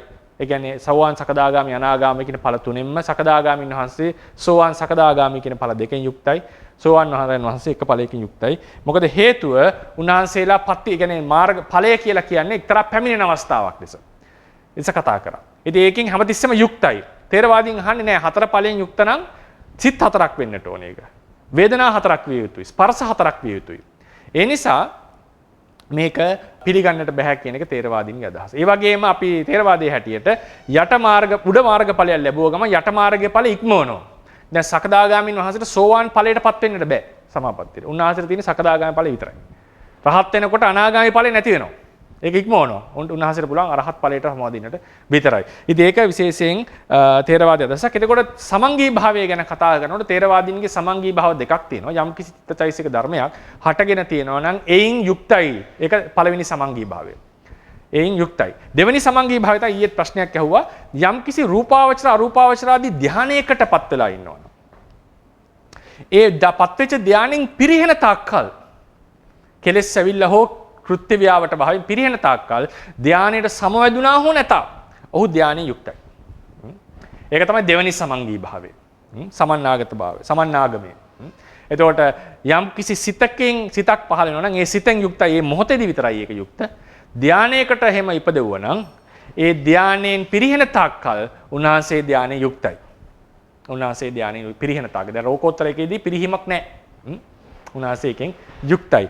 එතකොට ওই විදිහට ඒ පටිලාභ ඒක කියන්නේ පච්චුප්පන්න කන සමංගී භාවෝ පටිලාභ සමංගී භාව. පටිලාභ සමංගී භාව කියලා කියන්නේ සමාපත්තියක් තියෙනවා නම් ඒකෙන් පිරිනොහෙන තාක්කල් ඒකෙන් යුක්තයි සමවැදිලා ඉන්නවා හෝ නැත. මේ උත්තරපතිකයන් කිව්වා ඊට අමතරව උපපත්ති ධම්ම සමන්නාගමක්. උපපත්ති ධම්ම සමන්නාගම කියන්නේ එක්තරා මේ මාර්ගඵල ආදී ඒ විශේෂයෙන් ඵලසිත වගේ එකකට පැමිණෙනවා. ඒ වගේ අවස්ථාවක්, චිත්ත විප්‍රයුක්ත අවස්ථාවක් තියෙනවා. ඒකේ හැමතිස්සෙම ඉන්නවා කියන එකයි උන්ගේ අදහස. ඒක තේරවාදීන් පිළිගන්න අදහසක් නෙවෙයි. ඊට පස්සේ එකක් තියෙනවා රහතන් වහන්සේ උපේක්ෂා හයෙන්ම යුක්තයි හැමතිස්සෙම මේ උපේක්ෂාවත් අර පැමිණෙන ධර්මයක් වගේ එකක් කියලා සලකලා. ඊට පස්සේ බෝධියා බුද්ධෝ බුද්ධත්වය නැත්තම් ඒ බෝධිය බුද්ධත්වයේ කියන එකත් අර වගේ චිත්ත විප්‍රයුක්ත අවස්ථාවක් ඒකේ වැඩ සිටිනවා කියන එක. ඒක පිළිවෙලෙන් ගත්තම 4 වෙනි වර්ගයේ 4 5 6 තමයි ඔය කතා ටිකේ.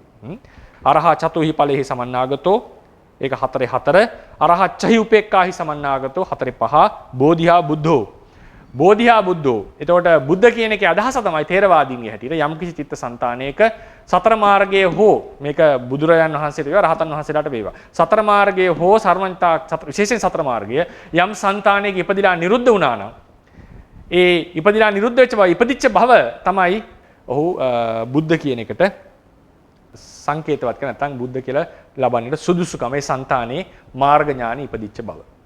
දැන් බෝධිය කියනකොට අපිට සතර මාර්ග ඥානෙටත් කියනවා සර්වඥතා ඥානෙටත් කියනවා. අවසාන වශයෙන් ගත්තම සහ උප්පත්තිය අරහා හොති උත්තරාපතික අදහස් කරා ඉපදීමත් සමගම රහත් වෙනවා සමහරු කියලා. ඉපදීමත් සමගම රහත් වෙනවා.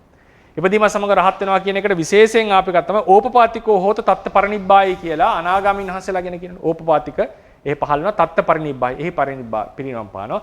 අපි දන්න උපහච්ච පරිනිබ්බායි කියලා කොටසක් ඉන්නවා අනාගාමීන්. උපහච්ච. ඒක සජ්ජායනා කරන සමහරු උපපජ්ජ පරිනිබ්බායි. උපපජ්ජ පරිනිබ්බායි. ඉපදිලා පිරිනවම්. උපපජ්ජ පරිනිබ්බායි කියලා කරාම එන ඉපදීමත් සමගම පිරිනවම් පෑවා කියලා අදහස් රහත් වෙනවා. ඉපදීමත් සමගම රහත් වෙනවා. කෙලෙස් පිරිනවම් පානවා. හරිනේ. එතකොට තේරවාදීන්ගේ අදහස තමයි නෑ ප්‍රතිසන්දිහිත කියන එක විපාක සිතක්. ඒ නිසා කවදාවත් ඒකෙන් මාර්ගඵල අධිගමනයක් සිද්ධ වෙන්නට බෑ. ඒ නිසා තේරවාදීන්ගේ අදහස පිළිගන්නේ නෑ. ඒක අපිට හම්බෙන්නේ 4 වෙනි වර්ගයේ දෙවෙනි කතා ප්‍රවෘත්තිය ලෙස. ওই විදිහට ගත්තම රහතන් වහන්සේලා සහ බුදුරජාණන් වහන්සේලා අතර වෙනස්කම් අපිට දකින්නට පුළුවන්. මේකෙන් මම කියන්නට හැදුවේ මහායාන සම්ප්‍රදාය තුළ බුදුරජාණන් වහන්සේගේ තියෙන සුවිශේෂී භාවය සම්බන්ධයෙන් මූල බීජ අපිට ඒ තුන්වෙනි සංගායනාව ඒ තුන්වෙනි ඒ කියන්නේ අශෝක අධිරාජ්‍යයක් කාලේ පවා අපිට සමහර නිකායවල දකින්නට පුළුවන්. ඊට සහ ඊට පසු කාලීනව දකින්නට පුළුවන්. විශේෂයෙන්ම කතා වස්තුවේ අටුවාවලිය වෙනකොට බුදු ඒ ප්‍රවෘත්ති තිබිච්ච බව අපිට පැහැදිලි. ඉතින් ඒ නිසා මේක තමයි අද අපි කතා කරන්න බලාපොරොත්තු වෙන්නේ. හෙට දවසේදී මම තේරවාද කුලකය සම්බන්ධයෙන් කතාව පටන් ගන්නවා. කොහොමද මේ තේරවාද කුලකේ බෙදීම සිද්ධ වෙලා තියෙන්නේ සහ අවසානයේදී ලංකාවට ඇවිල්ලා ඒ අටුවා ආදී ග්‍රන්ථ ලියවිලා ඒ තේරවාදයේ අදහස් සම්බන්ධයෙන් යම් පැහැදිලි කිරීමක් දවස් කිහිපයක් ඇතුළත සිදු කරන්නට බලාපොරොත්තු වෙනවා. ඒ නිසා අපි දේශනාව අවසන් කරනවා. ප්‍රශ්න අහන්න අවස්ථාව ලබා දෙන්න. තෙරුවන් සරණයි ස්වාමීන් වහන්සේ. තෙරුවන් සරණයි දිලු. ස්වාමීන් වහන්සේ කියවනේ අර වෛතුල්‍ය කියන කාය කට්ටිය තුසිත බෝසතාණන් වහන්සේ තුසිත දිව්‍ය තලයේම වැඩ ඉන්නවා කියලා. එතකොට ඒගොල්ලෝ පස්මහ බැලුම් බලන ඒවා එහෙම ඒවත් ප්‍රතික්ෂේප කරනවා නේද ස්වාමීන් වහන්සේ? ඒක මම කොහොමද දන්නේ නැහැ. ඉතින් ඒකට කියන ලොකු විස්තරයක් නැහැ. මොකද එකක් තමයි අර පොත් අපේ මොකද වෝහාරික තිස්ස රජුරන් කාලේ පොත් ටිකක් ගිනි තියෙනවනේ නේද? ඉතින් ඒ නිසා ඒකේ ලොකු නැතිවීමක් වෙලා තියෙනවා ඒ තොරතුරු සම්බන්ධයෙන්. ඒවා ඉතිහාසයේ වෙච්ච අඩුපාඩු. ඒ තොරතුරු ගැන අපිට එකපාර කියන්නට බෑ. මට කියන්න දන්නේ නැහැ. සමහරట్లాට ඒක වෛතුල්‍යවාදීන්ගේ අදහස කොහොම වුණාද දන්නේ නැහැ. පස්මහා බැලුම් මහායාන පොත්වල තියෙනවා ඇති සමහරට. මම එහෙම ලොකුවට අධ්‍යයනයක් කරලා නැහැ. ඉතින් ඒ නිසා මේ ඒක ගැන මට උත්තරයක් එකපාර දෙන්නට බෑ. නමුත් මෙහෙමයි උන්වහන්සේ මව්කුස් ඒ කියන්නේ උපදිනවා මව්කුස. ඉපදිලා මව්කුසින් බිහි වෙලා ඒ ඔක්කොම ටික තියෙනවා. ද ලුම්බිනි ඉපදිලා ඒ කතා ටික තියෙනවා. ඒ වෙන්නේ උන්වහන්සේගේ නිර්මිත කයක් තමයි එවන්නේ. මායාදේවියගේ කුසට. නිර්මිත කයක් එවන්නේ. ඉතින් ඒ නිසා සමහර විට පස්මහා බැලුම් බැලීම තියෙනවා ඇති. සුදුසු කුලේ කවුද සුදුසු මව කවුද කියලා එතනට එවනවා ඇති. ඒකේ හැටියට. ඒ නිසා මේ පස්මහා බැලුම් බලනවා කියන එකට බාධාවක් නැති වෙයි. මොකද නිර්මිත කයේ සියල්ල කරනවනේ. ඉපදිලා පොඩි කාලේ වැඩිලා ඊට පස්සේ ඒ කන බොන ඒවා ඔක්කොම ටික උන්වහන්සේ අතින් කෙරෙනවා. ඉතින් ඒ නිසා මේ පස්මහා බැලුම් බැලීමට බාධාවක් නැහැ ඒ කතාවේ හැටියට. ස්වාමීන් වහන්සේ කිව්වනේ දැන් අර මේ පිනක් නැති කෙනෙකුට කාර්ය පිනේ ආංශාංශයක් ලැබෙන්නේ නැති කෙනෙකුට රහතන් වහන්සේ නමකටවත් ඉරිදි බලයෙන් මවන්න බැහැ කියලා නිකුත් ලබා දෙන්න බැහැ. ඒ වගේමද ස්වාමීන් වහන්සේ බෝසත් සත්‍යයන් වහන්සේ ඔය යම් භවයන් වල ශාන්ති ඉවසීම කාන්ති පාරමිතාවෙන් කුරකොට අර මිනිසුන්ගෙන් වෙනවනේ ඒක මේ කායික පීඩා චිත්ත පීඩා ඒවත් උන්වහන්සේගේ පෙර අකුසල කර්ම මේ වලට ලැබෙන දේ වෙන්න පුළුවන් කියන පුළුවන් ස්වාමීන් වහන්සේ. ඒක එහෙම කියන්න බෑ. දැන් එහෙම වුණොත් එහෙම මහාන වෙලා ඉන්නවා කියන්නේ කර්ම විපාක ගෙවනවා වගේ කතාවක් වෙනවා අන්තිමට. එතකොට මේ ඔක ආනන්ද මේ අහනවනේ මේ මිලිඳු රජුරුවනුත් අහනවනේ ඔය ප්‍රශ්නේ. දැන් දුක් විඳිනවනේ දැන් දුතාංග පුරනකොට ඒ විඳින දුක. ඒක කර්ම විපාකයක්ද? ඒවා කර්ම විපාක නෙමෙයි ඒවා අපි ගන්න තීරණවල ප්‍රතිඵල. ගන්න තීරණවල ප්‍රතිඵල. දැන් උදාහරණයකට දැන් සමහර ඒවාල තියෙනවා නේද අර විෂ්ණුට බටකොල කන්නත් උනා සෙනසුරු අපල කාලේ කියලා කියනවා මේ සමහර ආගම්වල ඒ කියන්නේ ඒ කාලේ තමයි යාට කැලේට ගිහිල්ලා තපස් රකින්න උනා කියලා නේද බටකොල කන්න උනා කියලා කියනවනේ කැලේට ගිහිල්ලා ඉන්න උනා කියලා. ඉතින් එහෙම එකක් නෙවෙයි තේරවාදයේ හැටියට. නැත්තම් එහෙම වුණොත් එහෙම කැලේට යන්නේ ගිහිල්ලා දුකක් නෙවෙයි දින්නේ සැපක් නෙවෙයිනේ. එතකොට එහෙමනම් මහාන වීම කියන්නේම කර්මයක විපාකයක් බවට පරිවර්තනය වෙනවා. ඒ නිසා උන්වහන්සේ ඉවසීම ආදී ගුණධර්ම පූර්ණය කිරීම, නෙක්ඛම්ම පාරමිතා පිරීම ආදිය ඒවා ඒ වලින් ලැබෙන දුක කර්ම විපාක නෙවෙයි. ඒක මම කර්මයේ පාඩමේදී පැහැදිලි කරන්න. සැප දුක කියන එක සියල්ලම කර්මයෙන් නෙවෙයි. දැන් ගොඩාක් සැප දුක අපි ලබන්නේ මෙලව ජීවිතය කරන ක්‍රියාකාරකම් නිසා. දැන් උදාහරණයක් අපි සාර්ථක ජීවිතයක් ලබලා සාර්ථක ඉගෙනීමක් කරලා මොනවා හරි සැපයක් ධනිය උපල සැපයක් ලබනවා නම් ඒ ඉගෙනීමේ ප්‍රතිඵල පෙර කර්මත් උපකාර වෙන්න පුළුවන්. ලොකු අකුසල කර්මයක් තියෙනවා කොච්චර උත්සාහ කරලා සාර්ථක නොවෙන්න පුළුවන්. නිතරම දෝෂාරෝපණය වෙන්නට පුළුවන්. නිතරම අසාර්ථක වෙන්නට පුළුවන්. පෙර කර්ම විපාක තියෙනවා නම්. නමුත් අපි ගොඩක් වෙලාවට අපි උත්සාහයෙන් මහන්සිලා යම් දෙයක් උපදවනවා නම් ඒක මේ උත්සාහයේ ප්‍රතිඵලය. ඒකට කියන්නේ උට්ටාන ඵලූපජීවි. දැන් දෙවියන්ට තියෙන කම්ම ඵලූපජීවි. ඒ කියන්නේ කර්මයෙන්ම තමයි ඒ කට්ටිය ප්‍රතිඵල ඒවා ප්‍රතිඵල තමයි විඳින්නේ. මිනිස්සු එහෙම නෙවෙයි. ඒ කට්ටිය උත්සාහයෙන් තමයි ප්‍රතිඵල භුක්ති විඳින්නේ. සාර්ථකත්වයට පැමිණෙන්නේ. ඒක මේ භවයේ හැටියක්. ඒ නිසා ගොඩක් වෙලාවට අපේ ජීවිතවල එන ප්‍රශ්න අපේ ජීවිතවලට එන සාර්ථකත්වාදී පෙර කර්මය නිසා වෙනවට වඩා අප මේ ජීවිතයේ ගන්න තීරණ, තීන්දුව, හිතන ක්‍රම, ක්‍රියාකාරකම් අනුව සිද්ධ වෙන දෙයක් කියන එක තමයි තේරවාදයේ අදහස.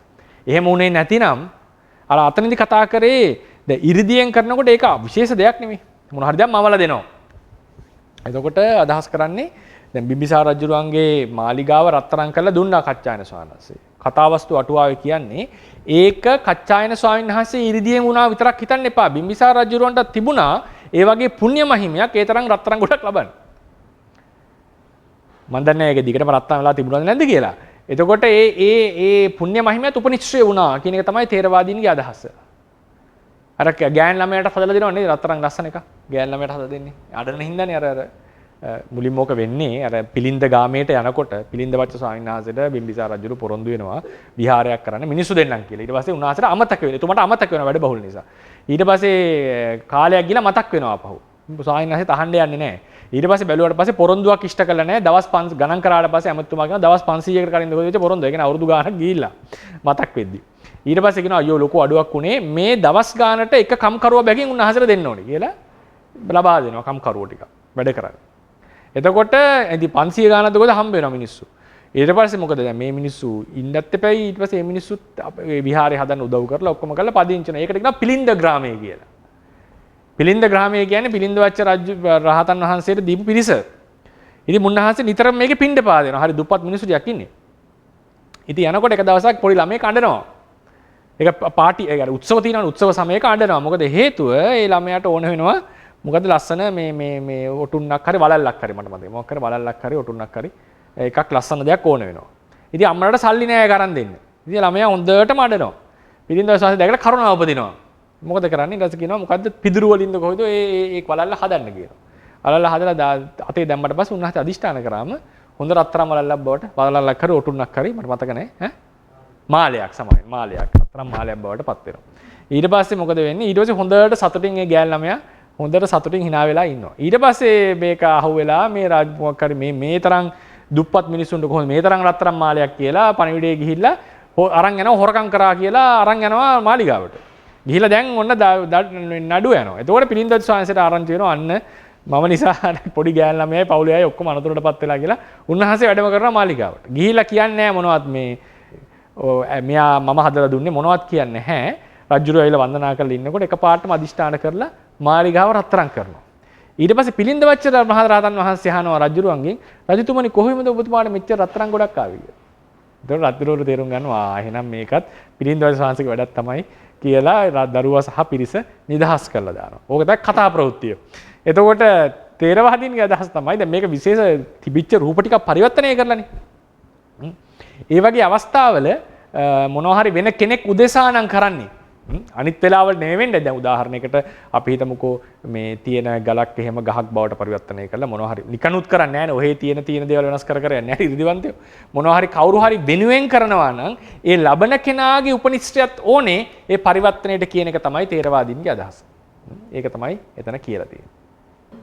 ස්වාමීන් වහන්සේ මහායාන කට්ටිය කියලා කිව්වනේ ස්වාමීන් වහන්සේ බුදු පසේ බුදු බුද්ධත්වය කියන්නේ ප්‍රාර්ථනා කරන කට්ටිය හැර පසේ බුදු ශ්‍රාවක බෝධීන් කට්ටියව ඇසුරු කරන්න හොඳ නැහැ හරි පහත් හරි කියලා.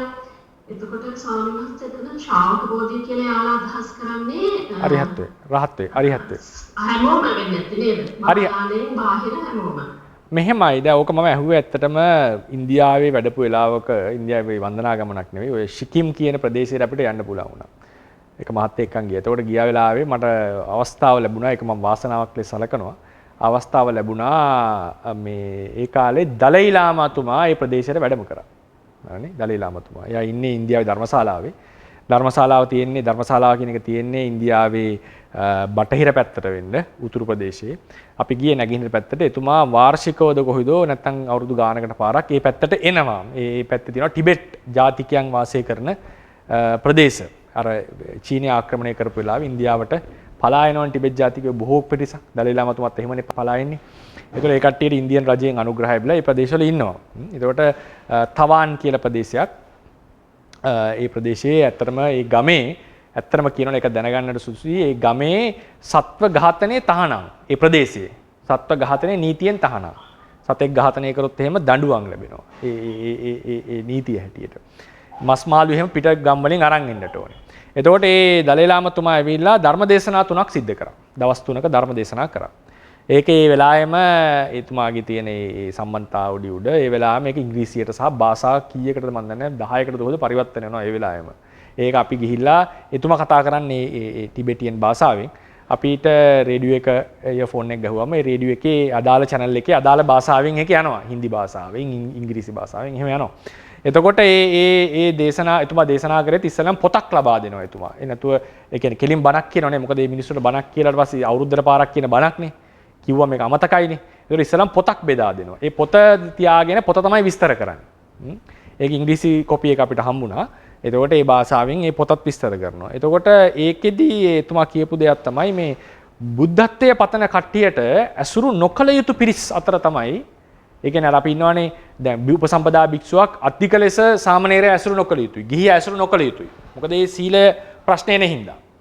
එතකොට ඒ විදිහට බුද්ධත්වයේ පතන බෝධිසත්වවරු ඇසුරු නොකළ යුතු පුද්ගලයෝ තමයි ශ්‍රාවක බුද්ධ අරිහත්ත්වයේ පතන අය සහ පසේ බුද්ධත්වයේ පතන අය. මොකද හේතුව ඔවුන්ගේ තියෙන ඒ ආත්මාර්ථයට කැමැති බව බෝසතාණන් වහන්සේට විරුද්ධයි. බෝසතාණන් වහන්සේ අනුව ආත්මාර්ථය සලසා ගන්නට ඉඩ තියෙද්දිත් ඒක අත්හැරලා බුද්ධත්වයේ සඳහා ගමන් කරන කෙනෙක්. ඒ නිසා උන්වහන්සේගේ උතුම් අභිලාෂයට වැඩිපුර ශ්‍රාවක බෝධිසත්වයෝ ඇසුරු කරොත් ඔබ බුද්ධ මාර්ගයෙන් බැහැර වෙන්නට පුළුවන්. ඒක එක්තරා මම කියන්නේ ඒක එක්තරා ඇත්තක් මට පේනවා. දැන් උදාහරණයකට සමහරලාවට දැන් සමහර ස්වාමීන් වහන්සේලාගේ බණ ඇහෙනකොට බුද්ධත්වයේ පතපු අය බුද්ධත්වයේ පතන ඉවත් වෙලා ශ්‍රාවකත්වයට ආපු අවස්ථා තියෙනවා. ඒතකොට කවුරු හරි කෙනෙක් රහත් භාව පතනවා නම් ගොඩාක් වෙලාවට තමන් කතන එක ගැන වර්ණනා කරන්න කැමති ඕන මිනිස්සෙක්. ඒක හැටියක්නේ. කලාතුරකින් තියෙන්නේ තමයි අරිහත්ත්වයේ පත බුද්ධත්වයේ පතනවට උනන්දු කරවන්නේ. තමා කලාතුරකින් කෙනෙක් තමයි අරිහත්ත්වයේ පතමින් පසේ බුද්ධත්වයට උනන්දු කරවන්නේ. පසේ බුද්ධත්වයේ පතමින් බුද්ධත්වයට අරිහත්ත්වයට උනන්දු කරවන්නේ. ඉතින් ඒක ඒ කලාතුරකින් කෙනෙක් ඇති වෙන නැත්නම් තමන් පතන එකට තමයි ගොඩාක් අය උනන්දු කරවන්නේ. එතකොට අපි අදත් දකිනවා බුද්ධත්වයේ පතපු මිනිස්සු බුද්ධත්වයේ පැතීමෙන් මෙලක් වෙලා අරිහත්ත්වයේ දක්වා පරිවර්තනය වෙන්න තරම් ධර්ම දේශනා යනවා. ඉතින් එතකොට ඒකේ යම් ඇත්තක් තියෙනවා ඒ කතාවේ. මං කියන්නේ 100%ක්ම එහෙම ඇසුරු නොකළ යුතුයි. මොකද ඔක්කොම සත්පුරුෂයෝ. නමුත් වැඩිපුර මේකම අහන්න ගියොත් එහෙම දැන් සසර බය දකින්නට ඕනේ. බෝසතාණන් වහන්සේලාගේ තියෙන දක්ෂතාවය තමයි අනිත් අයට වඩා සසර බය දකිනවා. හැබැයි සසර බය දැකත් කරුණාව නිසා නිවන කරා යොමු වෙනවා. හැබැයි ඒ කරුණාව ප්‍රබල නොවිච්ච නියත විවරණ ලැබුවා කියන නේ මම කියන්නේ කරුණාව අතිශය ප්‍රබල නොවිච්ච අවස්ථාවකදී සසර බයම ඉස්මතු වෙලා ඇවිල්ලා සමහර විට බුද්ධත්වයෙන් බැහැර වෙලා ශ්‍රාවක බෝධත්වයට යන්නට ඉඩක් තියෙනවා නැහැ නෙවෙයි. ඉඩක් තියෙනවා. ඉතින් ඒ නිසා තමයි ඒක කියලා දෙන්නේ. මම පෞද්ගලිකව දකිනවා ඒ ප්‍රකාශනයේ යම් 100%කට වඩා යම් ඇත්තක් යම් වැලිඩිටියක් තියෙනවා කියන එක. නමුත් ස්වාමීන් වහන්සේ ශ්‍රාවක බෝධිය කියලා ඒගොල්ලෝ විග්‍රහ කරන්නේ මොකක්ද? මම දන්න විදිහට ශ්‍රාවක බෝධිය කියලා කියන්නේ බුද්ධත්වයේ පසේ බුදු හැර සාමාන්‍ය හැමෝමනේ ඒ කියන්නේ අසුමහා ශ්‍රාවකයොත් එක්ක සාමාන්‍ය අන්තිම ශ්‍රාවකයා දක්වා සාමාන්‍ය මහරහත් සාමාන්‍ය බෝධිය ඒ ඔක්කොම ශ්‍රාවක බෝධියනේ. ඔව්. ඒ වුණාම ඉතින් මුළු ලෝකෙම මිනිස්සු මාතරිනවා වගේ වැඩක් කරන්න වෙනවා නේද? ස්වාමීන් වහන්සේ අපි දන්නේ නැහැ හරියට. නෑ ඒ කියන්නේ වැඩි ඇසුරු කරන්න එපා කියන එක. දැන් උපසම්පදා භික්ෂුවට ගිහියා වැඩි ඇසුරු කරන්න එපා. ඒ කියන්නේ ගිහියා කතා කරන්න එපා කියන එක නෙවෙයිනේ. නිතර භජනය කරොත්, පෛරුපාසනය කරොත් තමන්ගේ මනසත් ඒ මට්ටමට වැටෙනවා. කොටින්ම කියනවා සාමණේර භික්ෂුව ළඟින් ඇසුරු කරන්න එපා නිතරම. මොකද එයාගේ තියෙන්නේ දස සීලයක්. ඔබට තියෙන්නේ කෝටියක් සංවර සීලය. එතකොට සමහරට ඒ හුරු පුරුදු අපිට ඇති වෙනවා. ඊට පස්සේ කැමෙන් අපේ සීල ගෞරවයෙන් ඒ සීලය කෙරෙන් අපේ හිත නැඹුරු ඉවත් වෙන්නට පුළුවන්. ඒක භික්ෂුන්ට දෙන උපදේශයක්. ඉතින් එතකොට පැහැදිලියම බෝසතාණන් වහන්සේ කෙනෙක් කියලා කියන්නේ ඒ තමන්ගේ අර්ථයත් සිද්ධ කරගනිමින් වැඩිපුර අන් අය සඳහාම කැප වෙන කෙනෙක්. එතකොට බැරි වෙලා හරි ඉක්මනින්ම මේ සසර බයයි ඊතර වෙන්නට ඕනේ පොහොතක්වත් ඉන්න ඕනේ නැහැ කියන අදහසෙන් උන්වහන්සේ කන්වින්ස් වුණොත් සමහරට අදහස අතහරින්න පුළුවන්. ඉතින් ඒ නිසා ඒකෙන් අදහස් කරන්නේ ඇසුරු කරන්න එපා කියලා මේ සම්පූර්ණයෙන් කතා බහ නොකර ඇසුරු කරන් ඉන්න එක නෙවෙයි. උන්වහන්සේ බෝසතාණන් වහන්සේ කෙනෙක්ගේ චරිතය මම දන්න තරමින් නම් රහත් වෙන්න ඉන්න අයව රහත් වෙන්න උනන්දු කරනවා. රහත් වලට කැමති. ඉතින් උන්වහන්සේත් කරන්නේ බුදු වෙලාත් කරන්නේ ඒකනේ. උන්වහන්සේ බුදු වෙන්නේ තනිත රහත් කරවන්නනේ. ඒකනේ බුදු වෙන්නේ. ඒ නිසා උන්වහන්සේ දැනුත් කවුරු රහත් වෙනවට කැමති. ඒක තමයි උන්වහන්සේගේ ඉලක්කය. සතරෙන් සතරයි ඊතර කරවන්න. එතනින් කියන්නේ නමුත් උන්වහන්සේගේ සුවිශේෂී අදහස උන්වහන්සේ හැමතිස්සෙම ආරක්ෂා කරගත යුතුයි. ඒකට පරිස්සම් වෙන්න ඕන උන්වහන්සේ. ඒක රහතන් වහන්සේ රහත් බව පතන අය අතර හිටියත් ඒකට උනන්දු කර සසර බය පෙන්න නමුත් Taman දක්ෂ වෙන්න ඕනේ. මම මේ බය දැක මේකේ ඉඳලා කොහොම හරි මේ කට්ටිය ඊතර කරනවා කියන තැනට එන්නට ඕනේ. ඉතින් ඒ නිසා මේ ඒ වගේ අදහසක් ඒ කියලා තියෙන. එහෙම නැතුව ඇසුරු කරන්න එපා කියන එක නෙවෙයි. වැඩිපුර ඇසුරු කිරීමට නිතර භජනය කිරීමේදී පරිස්සම් විය යුතුයි කියලා තමයි එතන කියන්නේ. අර උපසම්පදා භික්ෂුව සාමණේර ස්වාමීන් වහන්සේලා සම්බන්ධයෙන් කටයුතු කරනවා වගේ. තෙරුවන් සරණයි. එතනදී එතනදී කියන්නත් ඕනේ දැන් දලයි ලාමතුමාගේ මේකෙදී ඔවුන්ගේ තියෙන සම්ප්‍රදායක් තමයි දැන් අපි පන්සිල් ගන්නවනේ. අපි පන්සිල් ගන්නවා වගේ ඔවුන්ව සමාදන් කරවන භික්ෂු ඒ හිටපු එතන හිටියා ටිබෙට් හාමුදුරුවරු භික්ෂුණීන් හිටියා. ගිහියා හිටියා උපාසක උපාසිකාවන්. ඒකේ රතු පටියක් බඳින ඔළුවේ. රතු පටියක් බැඳලා මේ උකුටෙන් ඉඳලා මේ බෝධිසත්ව වව් එක බෝධිසත්වවරයෙක්ගේ සීලය සමාදන් කරනවා. බෝධිසත්ව වව් එකක් දෙනවා. මට මතක නැහැ මොනවද සමාදන් වුණේ කියලා. ඒ වෙලාවේ කට්ටිය මේ මට හරියට එච්චර මතකයක් නැහැ. නමුත් ඒ බෝධි ඒ කියන්නේ යා පන්සිල් ගන්නවා වගේ යම් කිසි අදිෂ්ඨාන ටිකක් කරගන්නවා. මම මෙහෙම ඊතර කරවමි. අර බුද්ධෝහම් බෝධිස්සාමි මුත්තෝහම් මෝචේ පරේ කියලා දැන් ඔය කියන්නේ සාමාන්‍යයෙන්. දැන් අපි නාවනි සායනාසගේ පොතේ ලියලා තියෙනවා නම් තිබට. මම මෙහෙම වෙලා බුදු වෙන්න කැමතියි කියලා. බුදු වෙනවා දවසක් කියලා. නේද? ඒ විදිහට ඕන්ව සිල් ගන්නවා වගේ ඒකේ සමාදන් කරනවා. සිල් ගන්නවා වගේ සමාදන් කරනවා. කැමති ඒ කට්ටිය වෙතනට යොමු කරනවා. ඉතින් එහෙම දෙයක්ත් එතන සිද්ධ වුණා. ඒ නිසා මුළු මේකම බුද්ධත්වයේ සඳහාම යොමු වෙච්ච තැනකට තමයි යොමු කරවලා තියෙන්නේ. පොදුවේ ගත්තම බික්කු බෝධි ස්වාමීන් වහන්සේ ලස්සන කතාවක් ඔය කියන්නේ ඩොක්ට්‍රිනල් වයිස් ඒ කියන්නේ තියෙන ධර්මයේ සම්බන්ධයෙන් ගත්තම සම්පූර්ණයෙන් තේරවාදය සහ මහායානය කියන එක කරුණු දෙකක්. ඒ දෙකේ සමානත්ව නැහැ. නමුත් උන්වහන්සේ කියපු ලස්සන කතාවක් තමයි තේරවාදීන් කරේ බුදුරජාණන් වහන්සේ කියපු දේ කරන එක. මහායානිකයන් කරන්න යන්නේ බුදුරජාන් වහන්සේ කරපු දේ කරන එක. ඊටාම වාක්‍ය දෙකකින් සියල්ල කිව්වා. බුදුරජාන් වහන්සේ කියපු දේ කරන්න තමයි ථේරවාදීන් බැදී සිටින්නේ. බුදුරජාන් වහන්සේ කරපු දේ කරන්නයි, ඒ කියන්නේ බෝසත්තරන් වහන්සේ වශයෙන් ගිහිල්ලා කරපු දේ කරන්න තමයි මහායානිකයන් උපදෙස් දෙන්නේ. ඒකෙන් කියන්නේ මහායානයි ථේරවාදය සමාන කරාවත් ඒකේ තියෙන සමානතාව ගැනවත් නෙවෙයි. අර පොදුවේ ගත්තම කට්ටියක් බුදු වෙන්න උත්සාහ කරනවා, කට්ටියක් රහත් වෙන්න උත්සාහ කරනවා. ඉතින් ඒක හරි ලස්සන වාක්‍ය දෙකක්. ඉතින් ඒකත් මට කියන්න ඕනේ මොකද ඒ ලැබිච්ච මගේ ජීවමානව ලැබිච්ච අත්දැකීමක්. ඒ දලයි ලාමතුමාගේ මම දවස් දෙකක් ගියා ඒ බණ අහන්න. ඒ වෙලාවේ මහා සෙනගක් මැද්දේහි ඊට ලොකු ආරක්ෂාවක් මැද්දේහි චීනෙන් එන ඒ ජීවිත තර්ජන මැද්දේහි තමයි කටයුත්ත කෙරෙන්නේ. ඉතින් ඕන වෙලාවක ඒ කියන්නේ උන්වහන්සේ ඉන්නකොට කිලෝමීටරයක් විතර වට ප්‍රමාණය හැමතිස්සෙම ඉන්දියන් හමුදාවෙන් පෙට්‍රෝල් කරනවා. මොකද ජීවිත තර්ජනයක් තියෙන නිසා චීන රජයෙන් ඝාතනය කරන්නට ප්‍රසිද්ධියම දේශද්‍රෝහී ලෙස නම් කරලා තියෙන නිසා. ඉතින් ඒ ආරක්ෂා මැද්දේ වයසත් එක්ක ධර්මයේ දේශනා ඊටාම සතුටින් ඉන්න බවක් හොඳටම තේරුණා. අව්‍යාජ සතුටකින් උන්වහන්සේ වැඩ සිටිනවා කියන එක අපිට ළඟට යන්න බැරි වුණා. දුරින් ඉඳලා තමයි මැස් දෙකෙන් දැක්කේ. අව්‍යාජ සතුටකින් සැහැල්ලුවකින් ඊටාම සතුටින් ලෝකේ සතුටින් ජීවත් වෙන මිනිස්සෙක් කියන හැඟීම දකින්න ඕන කෙනෙක්ට නිතින්ම හැඟි වෙන පරිද්දේ උතුම් පුද්ගලයෙක්. ඒ නිසා ඒකත් මම කියන්නට ඕනේ. මම ඒක සලකනවා අපි ජීවිතේ ලැබිච්ච විශේෂ අවස්ථාවක්. උන්වහන්සේ වගේ කෙනෙක් ඇස් දෙකට දැකගෙන විශේෂයෙන්ම මේ දේශනා කරන ධර්මයක් ශ්‍රවණය කරන්න ලැබියු. අවසරයි ස්වාමීන් වහන්සේ. ඔව්. වහන්සේ අර මේ මහායානිකයන්ගේ මහායාන කුලයේ කියන කතන්දරයක් ගැන කිව්වා. ඒ කියන්නේ ගිහිව ඉඳගෙන රහත් භාවයේ පත් වෙන්න බෑ කියන එක. ඒ කියන්නේ ථේරවාදී මේව පිළිගන්නවා මහායානිකින් ගිහිව ඉඳගෙන රහත් භාවයට පත් වෙන්න පුළුවන්. එහෙම නේද වහන්සේ? දැන් මෙහෙමයි. එතන අර ප්‍රශ්නේ සාර්ධාරණයි. ඔතන කතාවස්තුවේ මෙහෙමයි එන්නේ. අත්ති ගිහිස්ස අරහති. ගිහි අස්ස අරහ. ගිහිස්ස අරහ කියන්නේ. ගිහිස්ස කියලා කියන්නේ චට්ටි විභත්තේවත් සතුත්තියවත් නෙවෙයි. ගිහි අරහ අස්ස. මේක ක්‍රියාපදයක්. ගිහින්ට රහත් වෙන්න පුළුවන්ද? ගිහියෝ රහත් වෙලා තියෙනවද? ගිහින්ට රහත් වෙය හැකිද කියන එක තමයි අද ප්‍රශ්නේ අහන්නේ. එතකොට ථේරවාදීයේ හැටියට ගිහියෙට රහත් වෙන්න බෑ.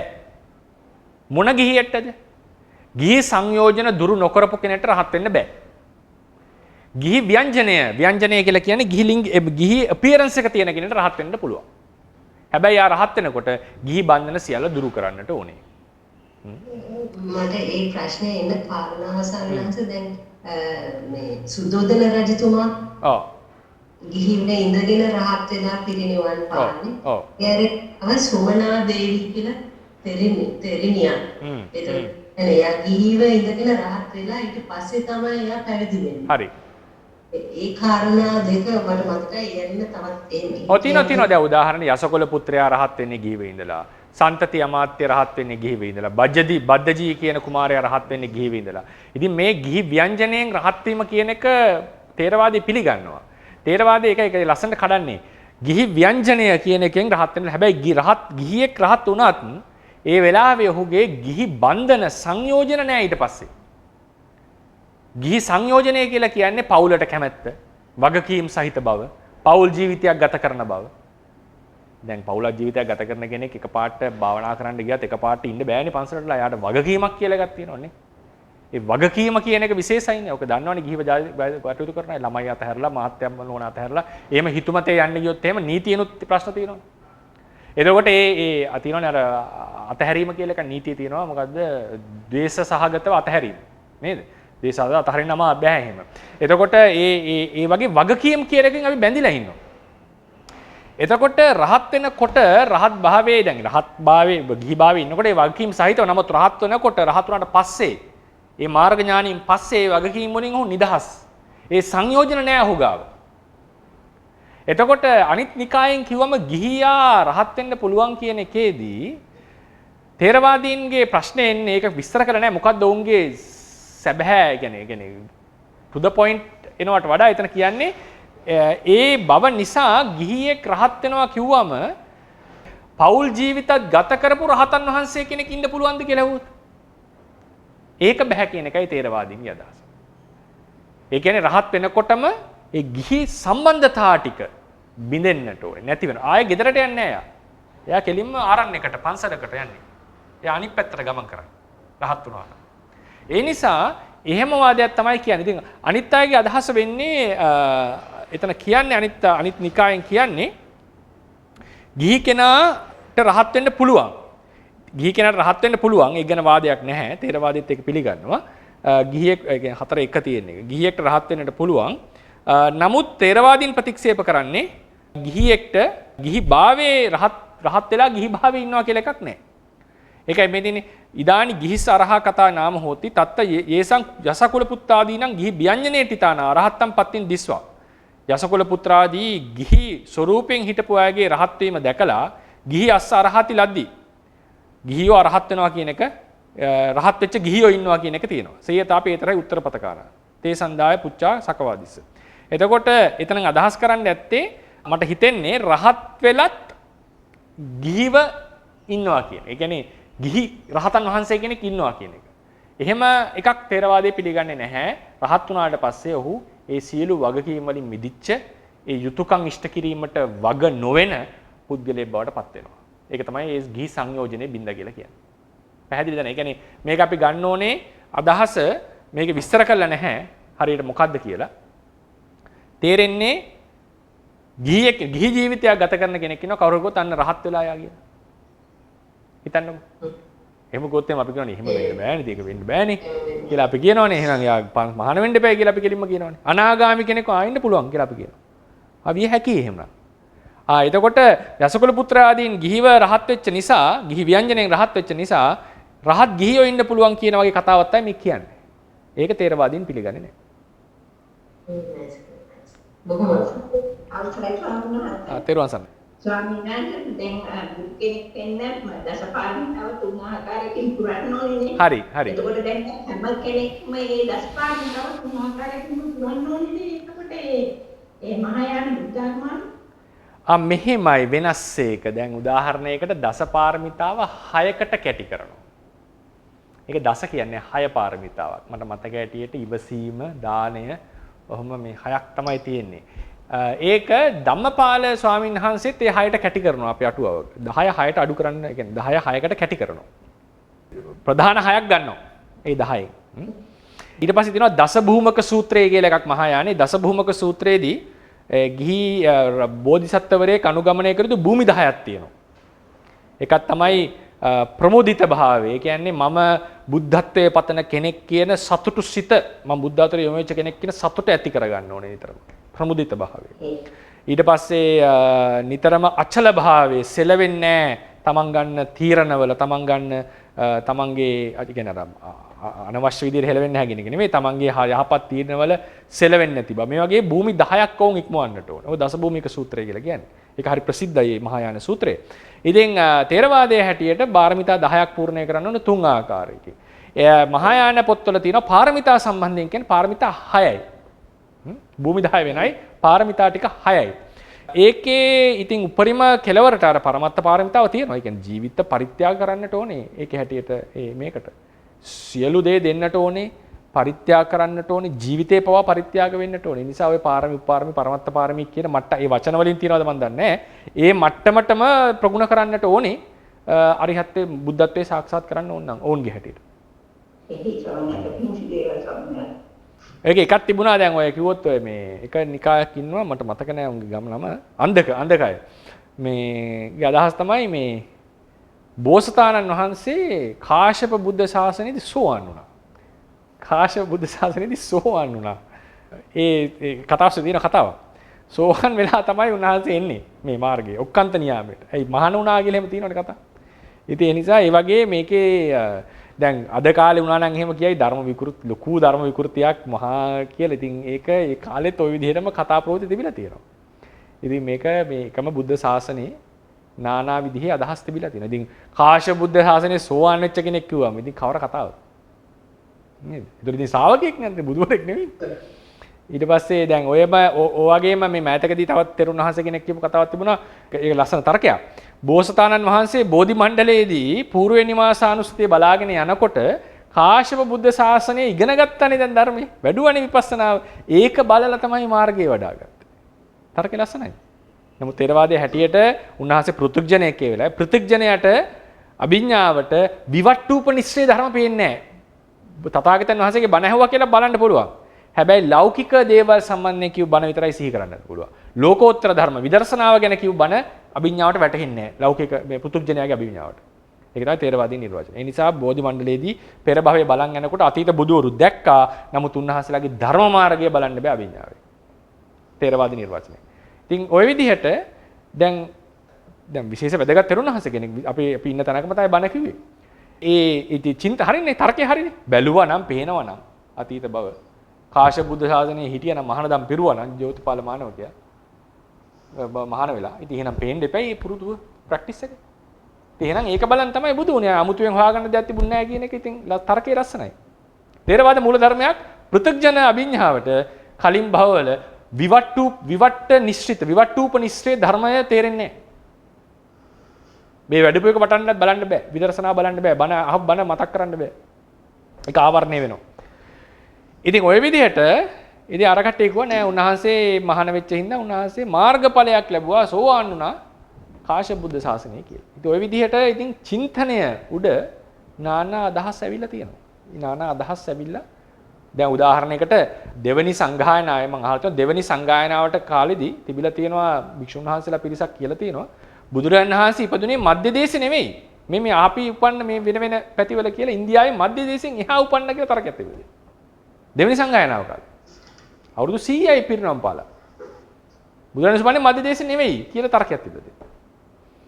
ඒකටත් කියන්නේ අපේ පැත්තේ ඉපදුනා, අහවල් දිහා ඉපදුනා කියලා මොකක් හරි තරකයක් ගේන්නේද? ඉතින් ඒ විදිහට මේකේ තිබිලා තියෙනවා ඉස්සර ඉඳන්ම මේ ධර්මය වෙනස් වෙනවා කියන. ඉතින් ඒක සාධාරණයිනේ. ටෙක්නොලොජියක් නැහැ. ගමනාගමන ක්‍රමයක් නැහැ. sannivedana පහසුකම් නැහැ. ඊට පස්සේ මොකද වෙන්නේ? ඉතින් කාලයක් පැත්තකට ගියාම හම්බ වෙන්නේ අවුරුදු ගානකින්. මහාන වුණාට පස්සේ අවුරුදු 12කින් තමයි රට්ටපාල හාමුදුරුවන්ව දකින්නේ ආපහු. අම්මා තාත්තා අඳුරගන්නත් බැරි වෙන මට්ටමට. එතකොට මොකද වෙන්නේ? යම් කෙනෙක් යම් අදහසක් දරාගෙන යම් ප්‍රදේශයක ඉන්නවා නම් එයා දක්ෂයෙක් නම් එයා දන්න දේ තමයි ශිෂ්‍යයන්ට කියලා දෙන්නේ. එයා ඒකම නැවත නැවත කතා කරනවා භික්ෂුන් වහන්සේලා. ඊට පස්සේ මොකද වෙන්නේ? අවුරුදු ගාණක් යනකොට දන්නේම නැතුව මේ ප්‍රති දෙකේ ස්වාමීන් වහන්සේලා වෙනම අදහස් ගොඩනගාගෙන. ඉතින් බුදුරජාණන් වහන්සේම කිව්වනේ මම දේශනා කරනකොට දේශනා කරපු විදිහටම තේරුම් ගන්නවා කියලා එකක් නැහැ. කට්ටිය එක එක විදිහට තේරුම් ගන්නවා. ඉතින් වෙනස් විදිහට තේරුම් ගත්ත තෙරුන් වහන්සේ කෙනෙක් වෙන පැත්තකට ගිහිල්ලා ධර්මයක් ශිෂ්‍ය පිරිසක් හැදුවා නම් වලක්වල නැහැ නේ ධර්මයේ තේරුම් ගත්තේ නැහැ කියලා සිවුරු වරනවා කියලා ගන්න නැහැ නේ බුද්ධ ශාසනය. එහෙම එකක් නැහැ බුද්ධ ශාසනය. එතකොට ගිහිල්ලා තේරුම් ගත්තා වෙන විදිහකට.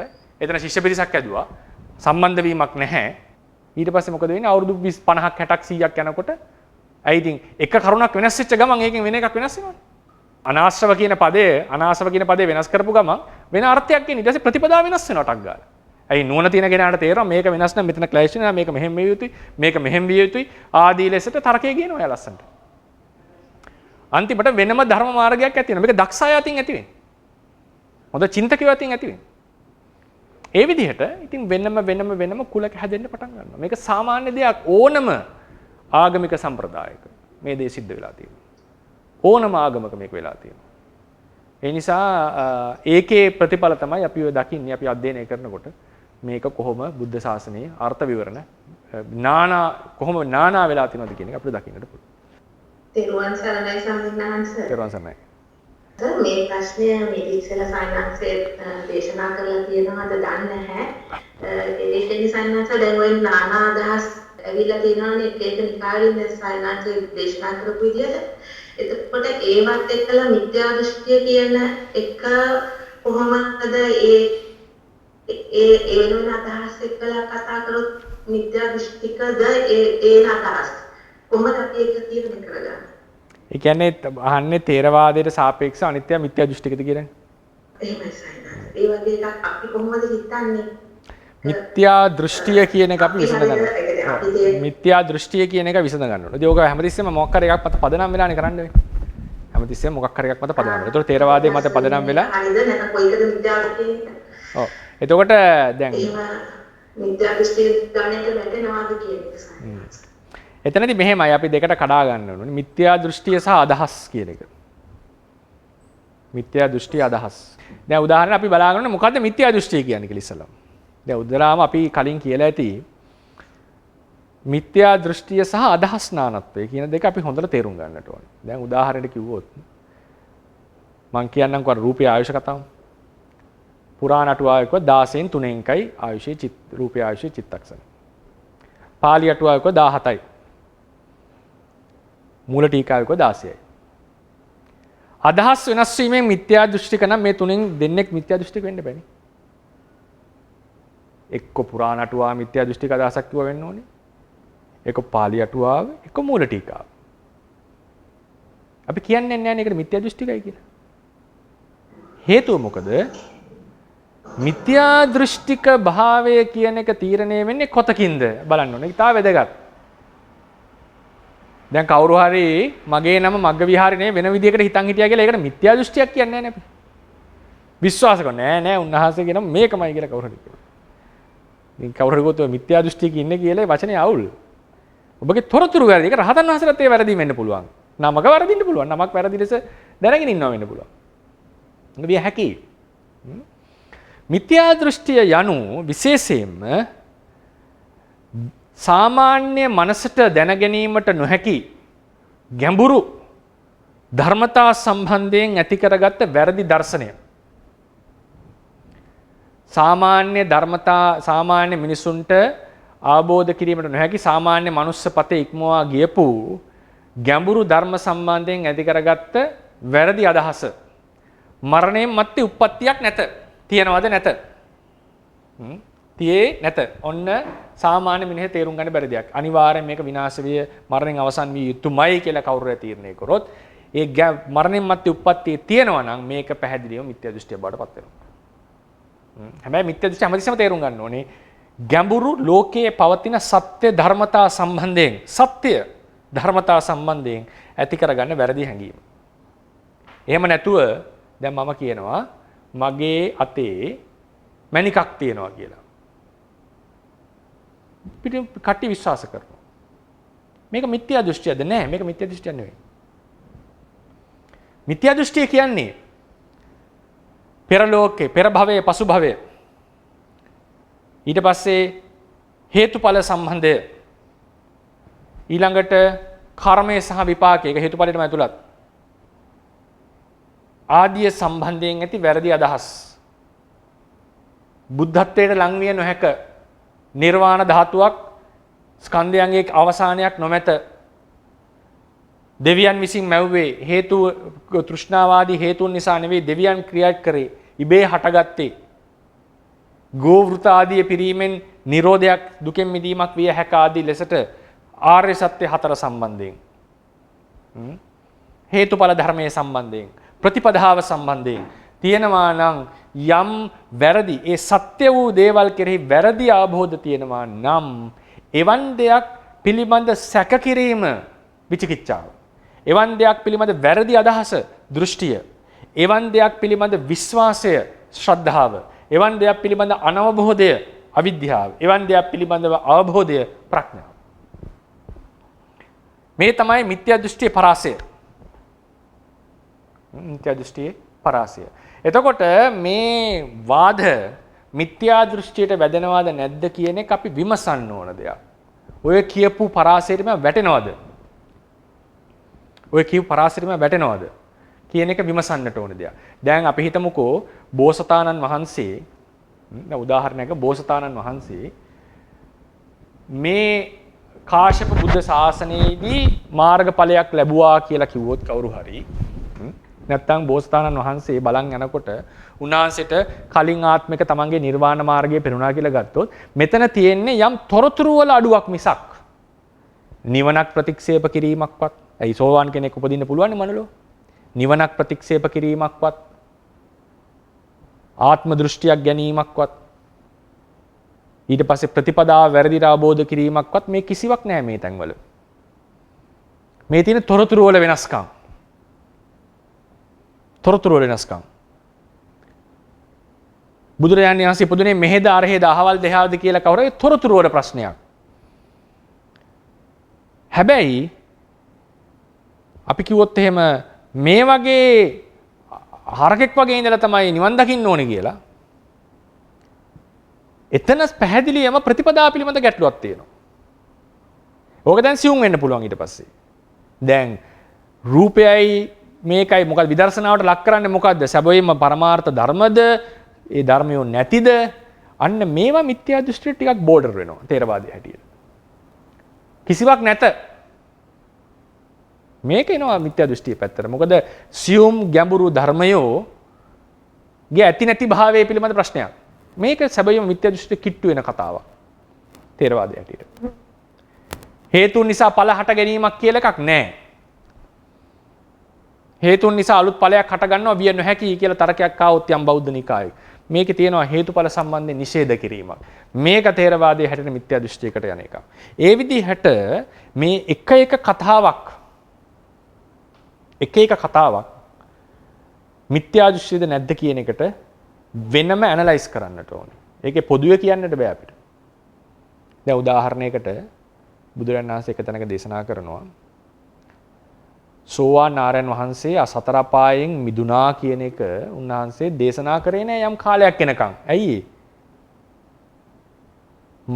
සත්වයෝ යට ආර්යයන් වහන්සේලා ප්‍රමාද නොවෙත්වා ප්‍රමාද වෙයි කියන බයට. දැන් උනා මහානාම ශාක්‍ය මොකද හිතන් හිටියේ? සකදාගාමි.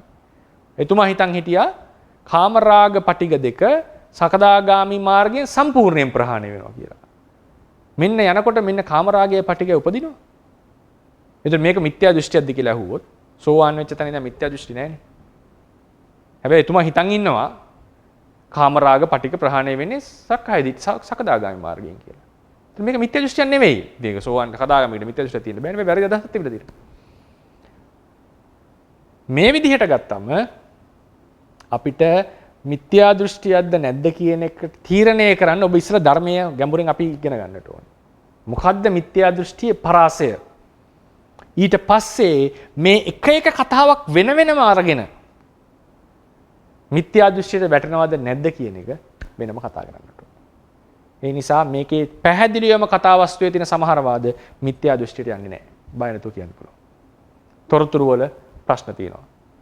අර්ථකථනයේ දීපු ක්‍රමවේද වෙනස් වෙලා තියෙනවා. සමහර ඒවා මිත්‍යා දෘෂ්ටියට කිට්ටු කරනවා. හැබැයි මේ කිසිම තැනක ඔය පුද්ගලවාදයේ හැර සම්මිතියන්ගේ පුද්ගලවාදයේදී එකක් කියන්නේ අනාත්මයි කියලා උන් කියන්නේ. ආත්මයක් කියලා කියන්නේ නැහැ. ස්කන්ධ වලින් විනිර්මුක්ත වෙච්ච වෙනම පුද්ගලයෙක් කියලා එකක් මේ සංක්‍රමණය වෙනවා. හැබැයි ආත්මයක් නෙවෙයි. ඔය සම්මිතියන්ගේ අදහස. ඒක තමයි සමහර බෞද්ධ නිකාය කියන මේ ආත්මවාදයට ගියා කියලා. සාස්වත දෘෂ්ටියට. නමුත් ඔවුන් එහෙම තැනක නෙවෙයි හිටියේ. ඉතින් ඒ නිසා ඔය මම දන්න තරමින් අනාත්ම දේ ආත්මයි, අනිත්‍ය දේ නිටයයි, දෙවියෙක් ලෝකෙ මැව්වා, පටිච්චසමුප්පාදය කියලා එකක් නැහැ. ඊට පස්සේ චතුරාර්ය සත්‍යයක් නැහැ, පුනරුත්පත්තියක් නැහැ. මේවා එකදු බෞද්ධ නිකායකවත් නැහැ. හැම බෞද්ධ නිකායක්ම පැහැදිලිවම කරුණු 6ක් විතර තියෙනවා පොදුවේ පිළිගත්ත. මම ඒක පස්සේ කියන්නම්. පුනරුත්පත්තියක් ඇත. කර්ම කළොත් එහි විපාක පුද්ගලයාටම ලැබේ. දෙවියෙක් විසින් මේක මැව්වේ නැත. චතුරාර්ය සත්‍යයක් ඇත. පටිච්චසමුප්පාදය ඇත. මේවා සෑම බෞද්ධ නිකායක්ම එකහෙලා පිළිගන්නවා. ඒ නිසා ඒ අනිත් බෞද්ධ නිකායවන් මිත්‍යා දෘෂ්ටියට වැටෙනවද නැද්ද කියන එක බොහොම පරිස්සමින් හොයලා තීරණය කරන්න ඕන දෙයක්.